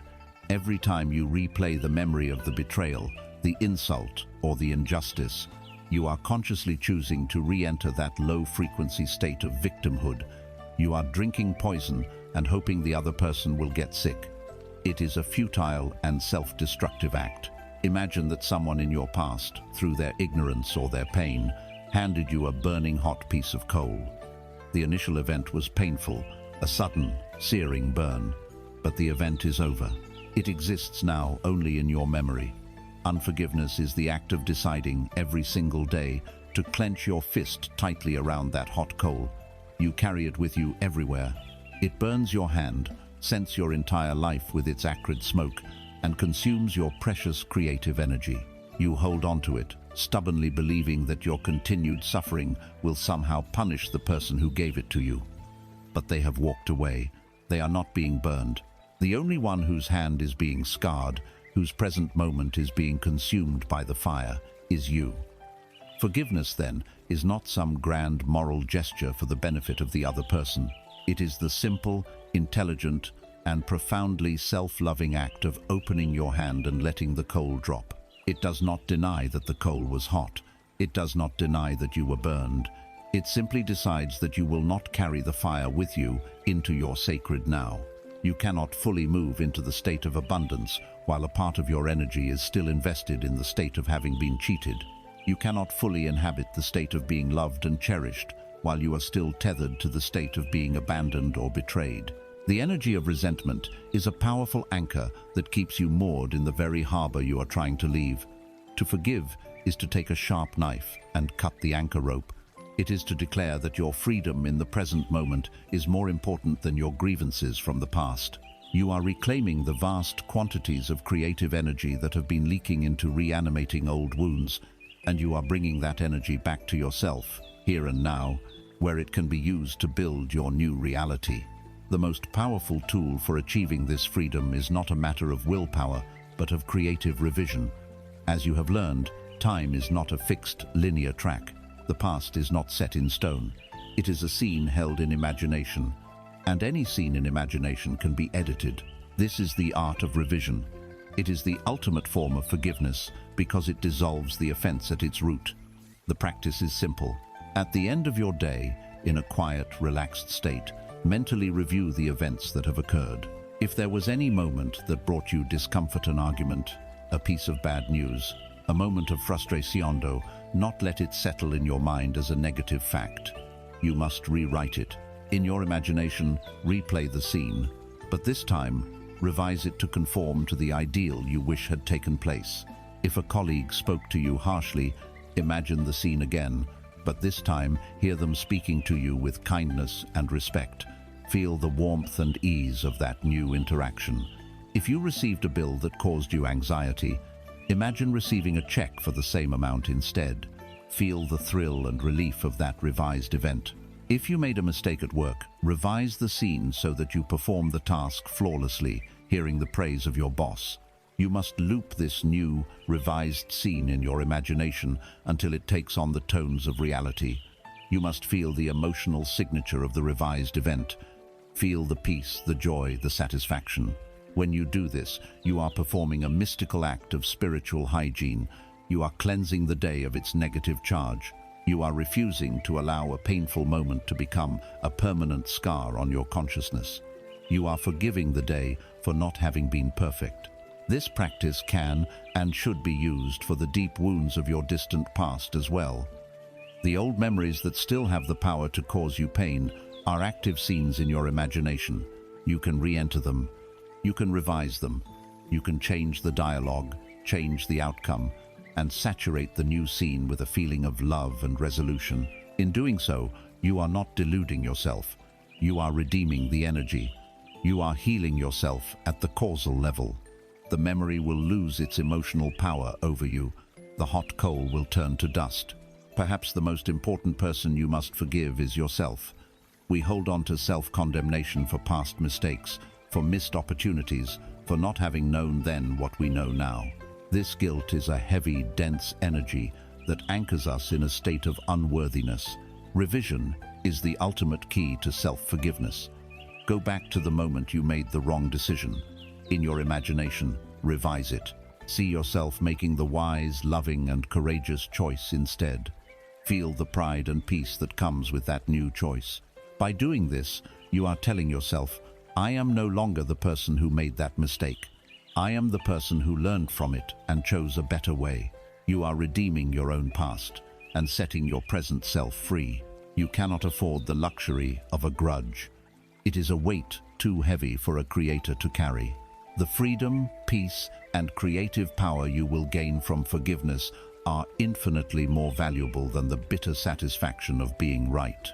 Your new self-concept, the magnificent being you are now claiming to be, does not have room in its reality for the low-frequency vibrations of resentment and blame. So do the work. At the end of each day, wash the day clean with revision. Look into your past, find the hot coals you are still clutching, and one by one, open your hand and let them fall.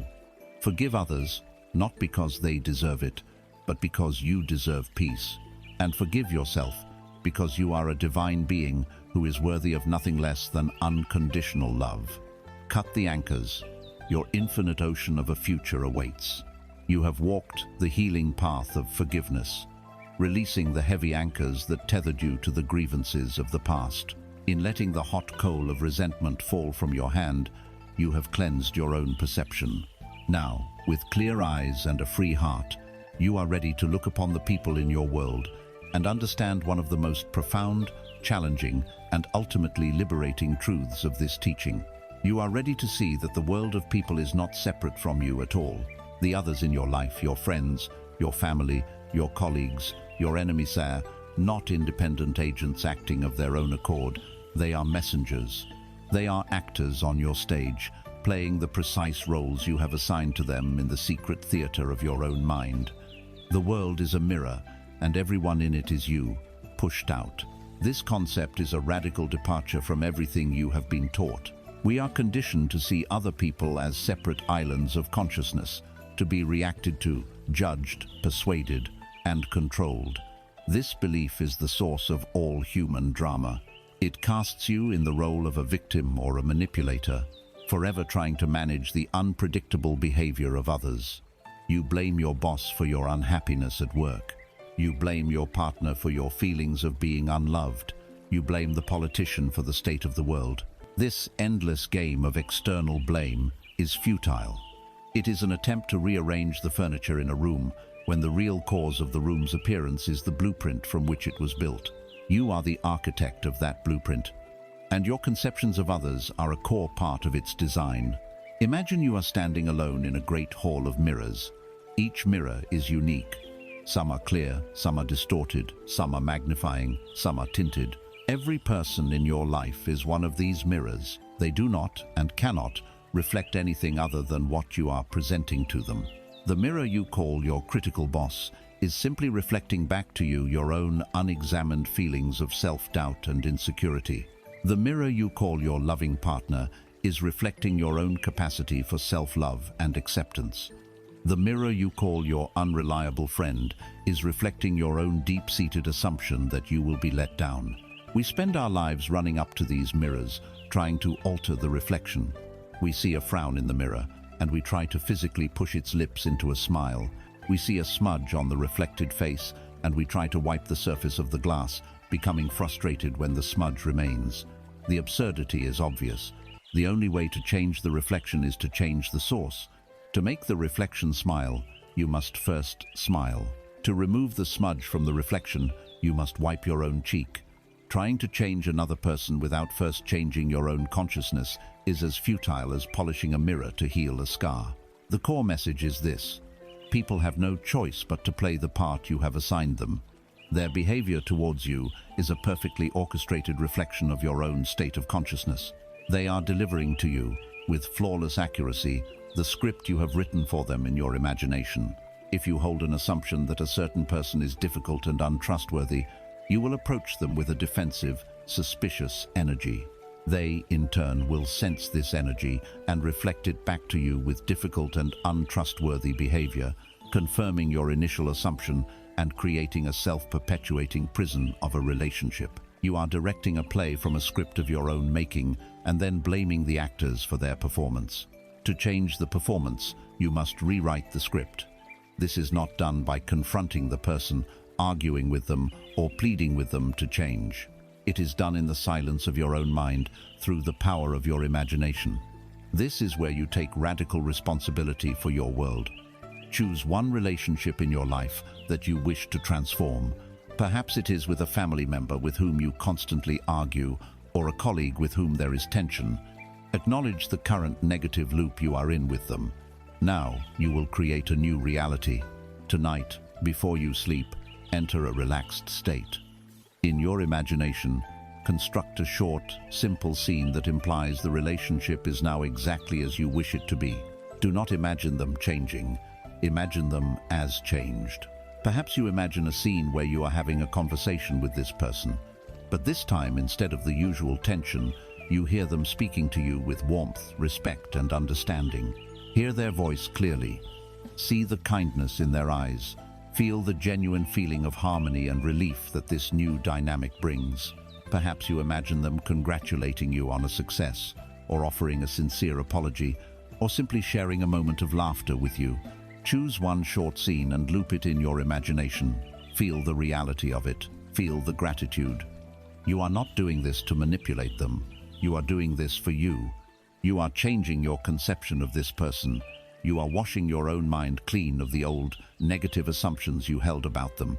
You are offering them a new, more noble role to play on your stage. As you persist in this inner, imaginal act, night after night, something miraculous will begin to happen.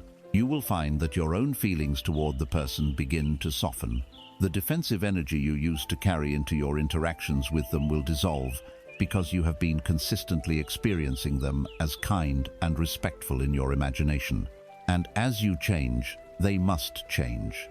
The mirror must reflect the new face you are presenting. They may say the very words you imagined them saying. They may begin to treat you with the respect you imagined. They will begin to conform to the new role you have cast for them, often without any conscious knowledge of why their attitude has shifted. They are simply responding to the new script you have broadcast from the director's chair of your own mind. This is where the inner conflict arises for many. The ego loves to be right. It loves to blame. It feels justified in its anger and resentment. To accept this principle means you must relinquish the seductive role of the victim entirely. You can no longer blame anyone for anything. If your world is unfriendly, it is because you have not sufficiently convinced yourself that you are worthy of friendliness. If you feel unappreciated, it is because you have not occupied the state of being appreciated. The responsibility is total. It is radical. And in that total responsibility lies total freedom. You are no longer at the mercy of anyone else's moods, opinions, or behaviors. You do not have to wait for anyone to apologize or to change. The power to transform every single relationship in your life resides entirely and exclusively within you. Look out at your world. See the people in it not as solid, separate others, but as fluid reflections of your own consciousness. See them as loving messengers, always telling you the truth about your own inner state. If you do not like the message, do not argue with the messenger. Go within and change the source of the message. Begin today. Choose one person. Forgive them in your heart for the old performance and in your imagination, write them a beautiful new part to play. Hand them the new script through your feeling, and then watch with wonder as they, being the perfect mirrors they are, begin to reflect back to you the magnificent new story you have decided to tell. You have learned to see the world not as a collection of separate others, but as a perfect mirror reflecting your own consciousness. You have taken the divine power back into your own hands, understanding that to change any relationship, you must first change the concept you hold of that person within your own mind. Now, as you stand in this new awareness, you must learn to master your interaction not just with people, but with circumstance itself. You must learn a principle so subtle, so contrary to every fighting instinct you possess, that it will feel like a surrender. But in this surrender, you will find your greatest strength. This is the law of non-resistance, the quiet, profound power of yielding. Your entire life has been a training in resistance. From childhood, you were taught to fight, to struggle, to push against what you do not want. When a problem arises, your immediate, conditioned reflex is to declare war on it. You meet force with force. You see a bill you cannot pay, and you resist it with worry and tension. You receive a negative diagnosis, and you resist it with fear and frantic struggle. You face an obstacle in your path, and you try to smash through it with sheer willpower. You have become a warrior, armored and armed, constantly battling the endless tide of life's problems. But look at the results of this lifelong war. Are you at peace, or are you exhausted? The truth is that this constant battle is a fool's errand. It is a war you can never win, because the very act of fighting gives life and substance to the enemy you are trying to defeat. The universe operates on a simple and unwavering law. That which you resist persists. The moment you declare war on a situation, you are giving it your most precious resource, your focused, intense, emotionalized attention. You are, in effect, performing a powerful and sustained prayer for the continuation of the very thing you claim to despise. When you spend your day resisting your state of lack, talking about it, worrying about it, feeling the anxiety of it, you are powerfully affirming lack as your reality. You are feeding the beast. The energy of resistance is a powerful magnet for the thing being resisted. It is a state of active, engaged belief in the reality and power of the negative condition. Your subconscious mind, which takes all your beliefs as commands, simply says, this state of lack is very important. It is receiving so much focused energy. I must produce more of it. This creates the painful and confusing inner conflict of the well-intentioned fighter. You consciously desire peace, but you are perpetually at war. You consciously desire abundance, but your energy is locked in a desperate struggle against scarcity. You are trying to move forward with your foot pressed firmly on the brake of resistance. You must understand that you cannot fight your way out of your current reality. To fight a shadow is to make it dance. To wrestle with a problem on its own terms is to validate its power and its existence. The only way to win is to refuse to fight. The only way to dissolve the problem is to withdraw your energy from it. This is the wisdom of yielding. Yielding is not resignation. It is not weakness or passivity. It is an act of supreme intelligence and strength. It is the wisdom of the Aikido master who does not meet his opponent's brute force with his own, but instead yields, steps aside, and uses the opponent's own momentum to effortlessly neutralize him. It is the wisdom of the mighty reed that bends with the powerful wind, while the rigid, resistant oak tree cracks and breaks. The wind of circumstance will blow. The storms of life will come. The law of non-resistance teaches you to stop being the rigid oak, constantly battling the wind and risking destruction. It teaches you to become the flexible reed, yielding to the force of the moment without ever breaking your connection to your roots. Let's make this practical. An unwanted circumstance appears in your world, a negative letter in the mail, a difficult economic forecast, an unexpected problem. The old you would immediately tense up. Your mind would begin to race, arguing with reality. This shouldn't be happening. This is terrible. What am I going to do? This is resistance. It is the beginning of the battle. The new you, the conscious creator, must learn to do the opposite. In the moment you encounter the negative fact, you consciously relax. You take a physical breath and release the tension in your body. You then perform a mental act of yielding. You say inwardly, with calm detachment, I acknowledge that this appears to be the situation right now. I accept the existence of this fact, in this moment. This act of acceptance is not an agreement. You are not saying, this is good or this is my final reality. You are simply ceasing the war. You are refusing to give the situation your emotional, resistant energy. It is like a Chinese finger trap. The harder you pull in resistance, the tighter it grips you. The only way to escape is to relax and yield, to gently push your fingers in, at which point the trap loses all its power and you can withdraw your fingers with ease. By calmly acknowledging the fact, you have relaxed your mental fingers, you have neutralized its emotional grip on you, you have taken away the food that it needs to survive. Immediately after this moment of non-resistance, you must perform the second part of the maneuver. You pivot. Having refused to be drawn into a battle with the shadow, you calmly turn your attention back to the light.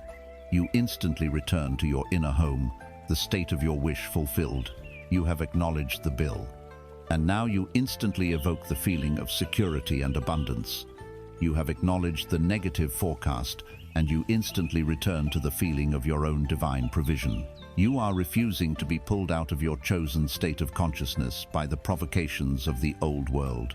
You are saying, through your actions, I see that shadow over there, but I choose to stand here, in the sun.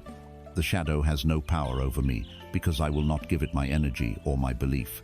This is the meaning of turning the other cheek. It is not an invitation to be abused. It is a profound psychological instruction. When reality smites you on one cheek with a negative fact, do not smite it back with resistance. To do so is to enter into a street brawl with a phantom.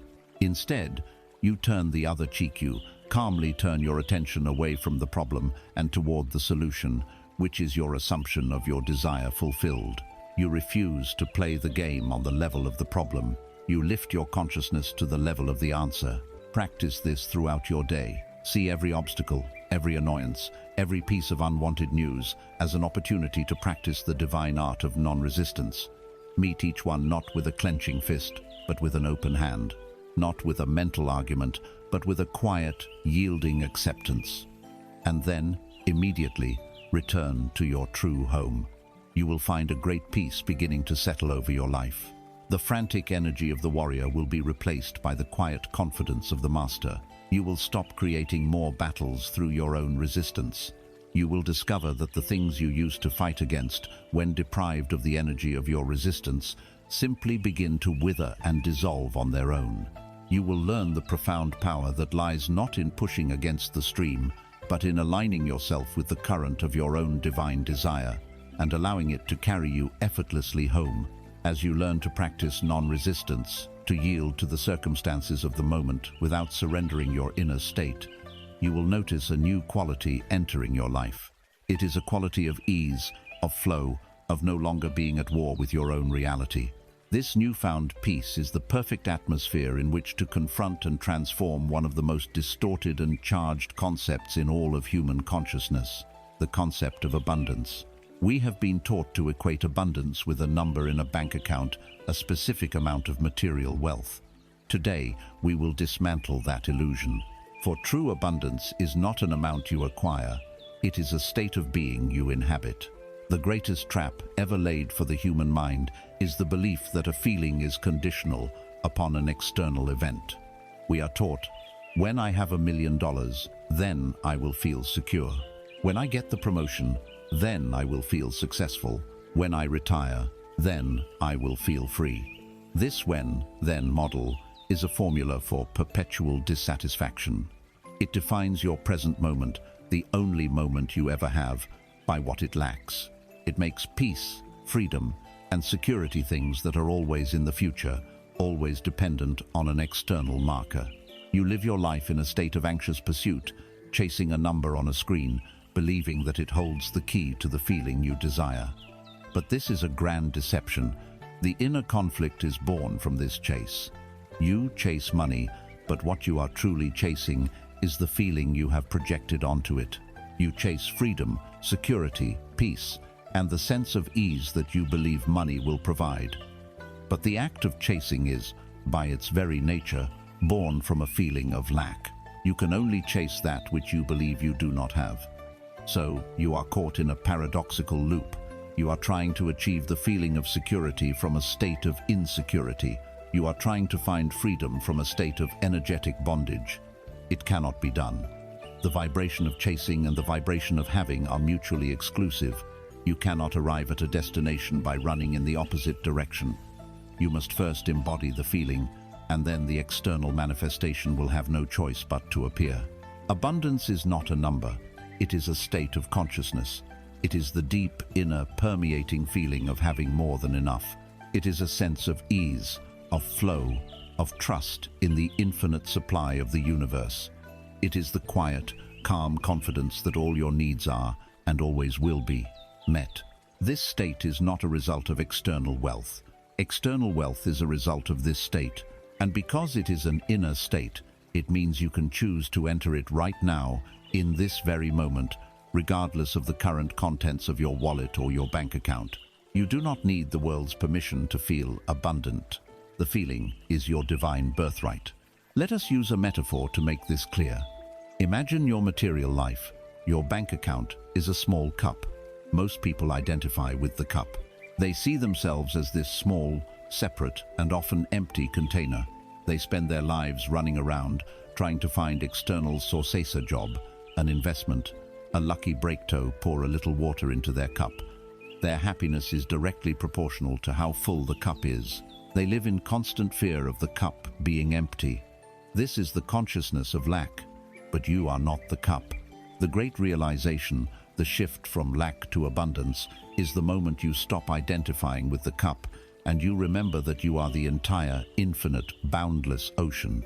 Your true self, your I amness, is the source of all substance, all life, all wealth. When you identify with the ocean, your entire perspective changes. You stop worrying about the tiny cup. How could an ocean worry about whether a single cup is full or empty? The cup state is irrelevant to the ocean's vastness. When you live from the consciousness of being the ocean, the source of all supply, the cup of your material life naturally and effortlessly stays full as a byproduct of who you are. The water in the cup is simply a tiny reflection of your own infinite nature. The work, therefore, is not to chase water to fill your cup. The work is to expand your consciousness until you feel yourself as the ocean. The cup will then take care of itself. How do you cultivate this ocean consciousness? How do you enter the state of abundance now? You begin with the practice of radical gratitude, not as a polite courtesy, but as a deep, feeling-based recognition of the immense wealth you already possess. Stop for a moment. Take a breath. Feel the incredible abundance of air that fills your lungs, freely given, without which you could not live for a minute. Is this not wealth? Feel your heart beating faithfully in your chest, a priceless rhythm that sustains your entire existence. Is this not riches beyond measure? Feel the warmth of the sun on your skin. See the miracle of light that allows you to perceive the world. You are bathed in an ocean of abundance every single moment. By consciously turning your attention to the wealth that is already yours, the air, your body, nature, life itself, and by feeling genuine gratitude for it, you begin to tune your entire being to the frequency of abundance. You are reminding yourself that you are already supported, already provided for, already wealthy. The second practice is to embody the principle of circulation through giving. The consciousness of lack is fearful. It hoards. It clings. It is afraid to let anything go. The consciousness of abundance is generous. It gives freely, knowing that its source is infinite. To shift your state, you must begin to act from the state you wish to attain. Give something away today. It does not have to be a large sum of money. The amount is irrelevant. The feeling behind it is everything. Give a sincere, heartfelt compliment to a stranger. Give your complete, undivided attention to a loved one. Leave a slightly larger tip than usual, not with a feeling of sacrifice, but with the expansive feeling of, there is always more where that came from. When you give from this state, you are powerfully affirming to your subconscious mind that you are the source, the ocean. You are acting as if you are abundant, and the law of assumption will make it so. As you cultivate this inner state of abundance, your relationship with money will transform. You will no longer see it as a source of security to be chased. You will see it for what it is, a symbol, a tool, a servant. It is a byproduct of your abundance consciousness, not the cause of it. When you live from the feeling of being the ocean, money and other forms of material wealth are naturally drawn to you. They are attracted to their source. You stop chasing, and you become a magnetic center to which wealth flows, easily and effortlessly. The anxiety dissolves, replaced by a peaceful trust. You are free from the tyranny of the number because you have found the unshakable wealth of your own being. Stop trying to fill your cup from the outside. Look within and discover the infinite ocean that you are. That feeling, right there, is the only abundance you will ever need. Live from it and watch as your cup overflows. You have journeyed inward and discovered the source of all the world's phenomena. You have seen that your consciousness is the only reality, that abundance is a state of being you can claim at any moment. This realization is the key that unlocks every door, the truth that sets you free. But with this profound freedom comes an equally profound responsibility. To know that you are the creative power of your world is one thing. To wield that power with wisdom, love, and integrity is another. The power to create is not a child's toy for the satisfaction of fleeting whims. It is a sacred trust, a divine fire placed in your hands. And how you choose to use that fire will determine the nature of the world you inhabit. When you first awaken to this power within, there is an initial, intoxicating excitement. The temptation is to test it, to prove it to yourself. You might try to manifest a cup of coffee, or a parking space, or a small, unexpected sum of money. These experiments are a natural and joyful part of the process, building your faith in the law. But as your faith solidifies, you will be faced with a deeper set of temptations. The ego, excited by its new tool, may want to use it for selfish or even malevolent ends. You might be tempted to imagine a rival failing, to force someone to love you against their will, or to hoard resources for yourself. This is the first great crossroad for the conscious creator. Will you use this divine power to serve the small, fearful demands of the ego or the expansive, loving impulses of your higher self? Think of it this way. You have been given the fire of the gods. This fire, your own wonderful human imagination, is a neutral and obedient servant. It is pure, creative energy. With this fire, you can warm a home, cook a nourishing meal, provide light in the darkness, and forge tools that uplift and build. These are creative acts performed in love. Or, with the very same fire, you can choose to burn down your neighbor's house, destroy a forest, or brandish it as a weapon to instill fear. These are destructive acts performed in a state of fear, lack, and separation. The fire does not judge. It simply obeys your will. But the law of life is absolute. If you choose to use the fire to burn, you will inevitably find that you are living in a world of ashes, and the one who is most deeply burned will always be you. This is the simple, impersonal, and perfect law of karma. Karma is not a cosmic system of reward and punishment meted out by an external judge. It is the flawless, mechanical law of the mirror. What you hold in your consciousness is what your world reflects. If you use your creative power to imagine failure for another, you must first construct the state of failure within your own mind. You must feel the feelings associated with it. In doing so, you have inhabited the state of failure, and the universe, which is your obedient servant, must find a way to bring that state into your own experience. If you use your imagination to wish sickness or misfortune upon another, you have injected that poison directly into your own consciousness. You cannot work with poison and expect to remain healthy. Conversely, and this is the great secret of a beautiful life, when you use your imagination lovingly on behalf of another, you are the first to benefit. To imagine success, health, and happiness for another person, you must first occupy the state of success, health, and happiness within yourself. You must feel the joy of their good fortune. You must feel the warmth of love for them. In that moment, you have filled your own consciousness with the very qualities you desire. Since there is, in reality, only one consciousness and everyone is you pushed out, imagining lovingly for another is one of the most practical and powerful ways to bless your own life. It is an act of enlightened self-interest. The golden rule, do unto others as you would have them do unto you, is not just a moral guideline.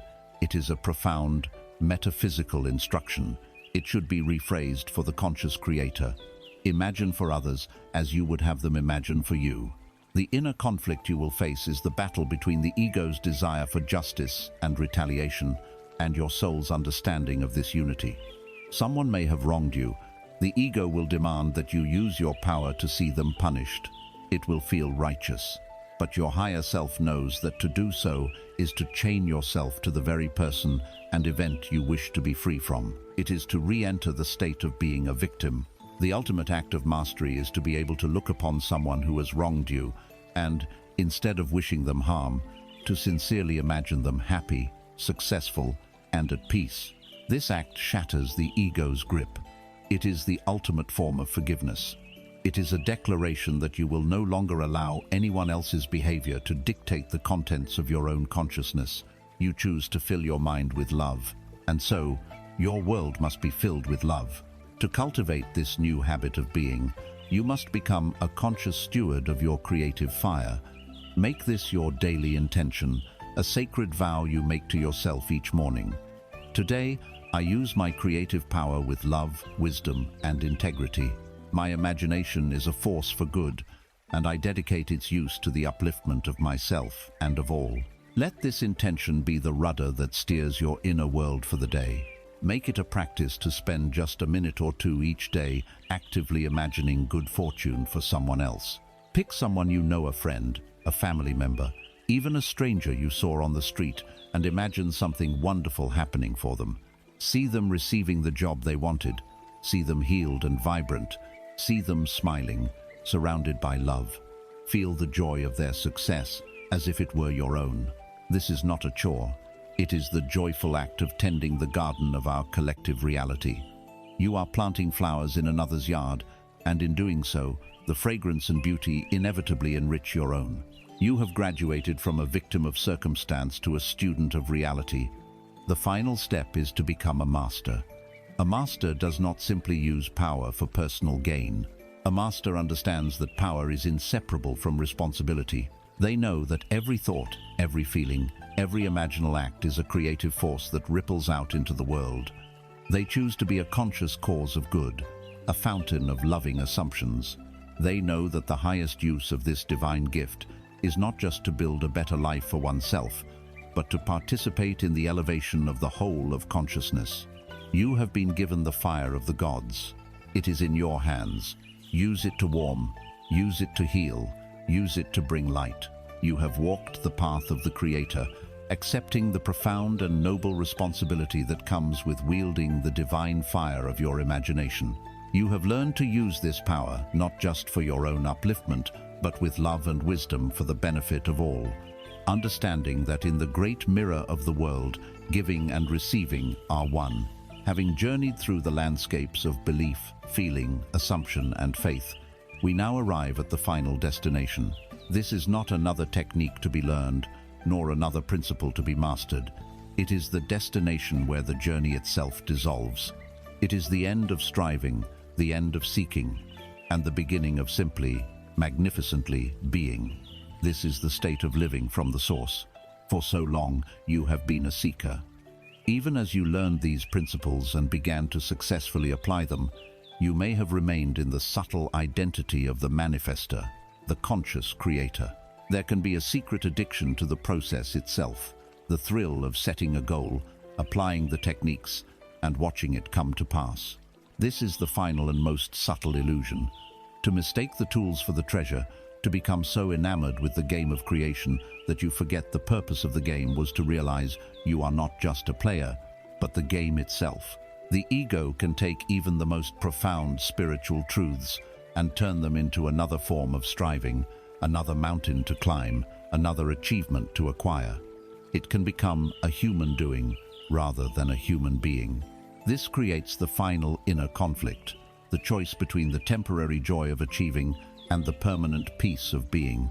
The thrill of manifesting a specific desire is real, but like any external pleasure, it is fleeting. Once the desire is attained, the excitement fades, and the seeking mind immediately begins to look for the next target, the next challenge, the next thing to prove. This keeps you on a perpetual roller coaster of desire and fulfillment, always looking outside yourself for the next hit of satisfaction. But the state of living from the source offers something far greater. It offers a deep, abiding peace that is not contingent on any external thing or event. It is the peace that comes from no longer needing the world to give you anything, because you have finally found the infinite wellspring within yourself. Imagine learning to sail a boat. In the beginning, every action is a conscious and often clumsy effort. You are acutely aware of every rope, every knot, the angle of the sail, the movement of the rudder. You are constantly thinking, analyzing, and doing the act of sailing. This is the stage of learning the techniques of creation, the focused imaginal acts, the mental diets, the conscious shifting of states. It requires discipline and attention. As you gain experience, the process becomes more fluid. You begin to develop a natural feel for the boat and the wind. The hard lines of the technique soften into an intuitive dance. You still sail, but the effort is greatly reduced. But the true master sailor reaches a point of complete integration. They are no longer a person on a boat, separate from the wind and the water. They have become one with the entire process. There is no more thought of, now I must pull this rope or now I must turn the rudder. Their body and the boat move as one, responding to the shifts in the wind with an instinctive grace that is born of 1,000 hours of practice. They are no longer sailing, they are simply gliding, they are being. This is the state of living from the source. Creation is no longer a deliberate, conscious technique you apply. It is the natural, effortless byproduct of your being. You do not have to try to manifest. You simply live, and your world effortlessly organizes itself around the truth of who you have become.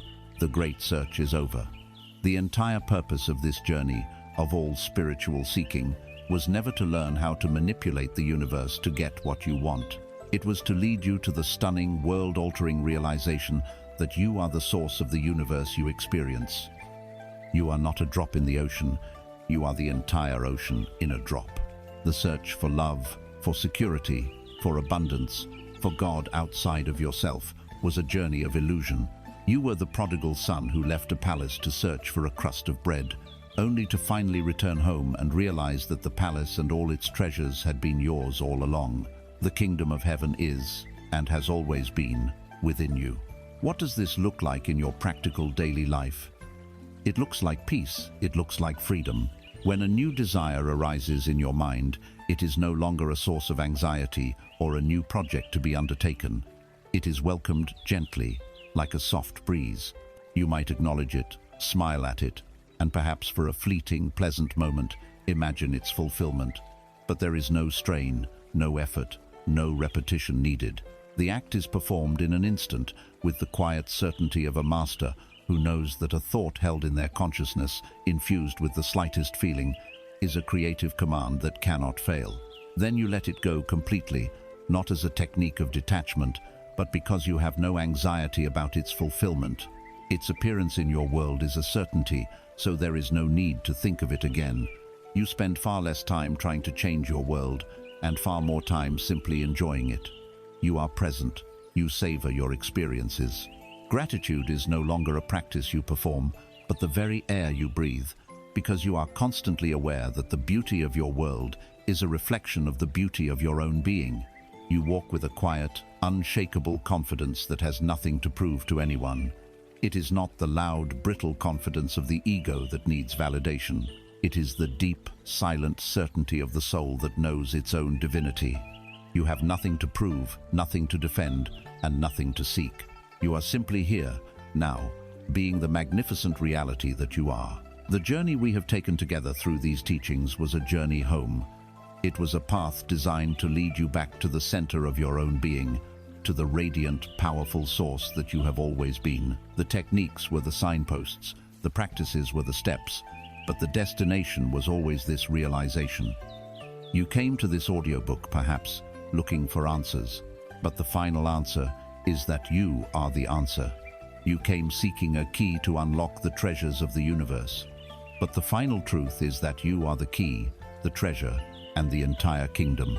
The seeking is over. The work is done. Your only remaining task, your only true purpose, is the simplest and most profound of all. Just be. We have traveled a long way together on this journey. It began in a place many of us know well, in the quiet hum of a room lit by screens, feeling the weight of a world that offers everything, yet often leaves us feeling empty. We started by looking directly at this feeling, this universal ache of dissatisfaction, not as a personal failure, but as a shared human condition, the truth of dukkha. From there, we dared to ask why. We followed the trail inward, discovering the unseen chains of craving and clinging, the endless cycle of wanting and resisting that is the very source of our discontent. But in that diagnosis, we did not find despair. We found a glimmer of hope, the profound truth that an end to this struggle is possible. We saw that there is a shore beyond the turbulent waters, and more importantly, that there is a path to reach it. That path, the noble Eightfold Path, unfurled before us not as a rigid set of rules, but as a holistic design for living. We learned to clean the lens of our perception, to see the world not as we wish it were, but as it truly is. We learned to adjust the compass of our heart, aligning our intentions with kindness, with compassion, with the gentle wish for all beings to be free from harm. We explored how to use our words and our actions to build bridges, not walls, and how to make our work in the world a source of meaning, not just a means of survival. We discovered the art of balanced effort, of nurturing the garden of the mind, and we found our anchor in the present moment through the practice of mindfulness. With a mind made steady and clear, we touched upon the great, liberating truths of impermanence and no-self, realizing that our suffering comes not from change itself, but from our resistance to its flow. The core message of this entire journey is not that you must call yourself a Buddhist or adopt a new identity. It is that within you, right now, regardless of your history or your beliefs, lies a profound capacity for peace. Peace is not the absence of noise or chaos or difficulty. It is the ability to be still in the midst of it all. Peace is not something you find or earn or are given by the world. It is a quality you cultivate, a seed you water within your own heart. You are the architect of your own serenity. This path does not ask you to leave the world behind. It invites you to engage with it more fully, more deeply, but with new eyes and a resilient heart. It is a path of wisdom, of compassion, and of profound self-liberation. The journey may seem long, but every single step taken with awareness is, in itself, an arrival. It begins simply. It begins now, with a single breath, just one conscious breath, feeling the air enter and feeling it leave. From that one simple act, everything is possible.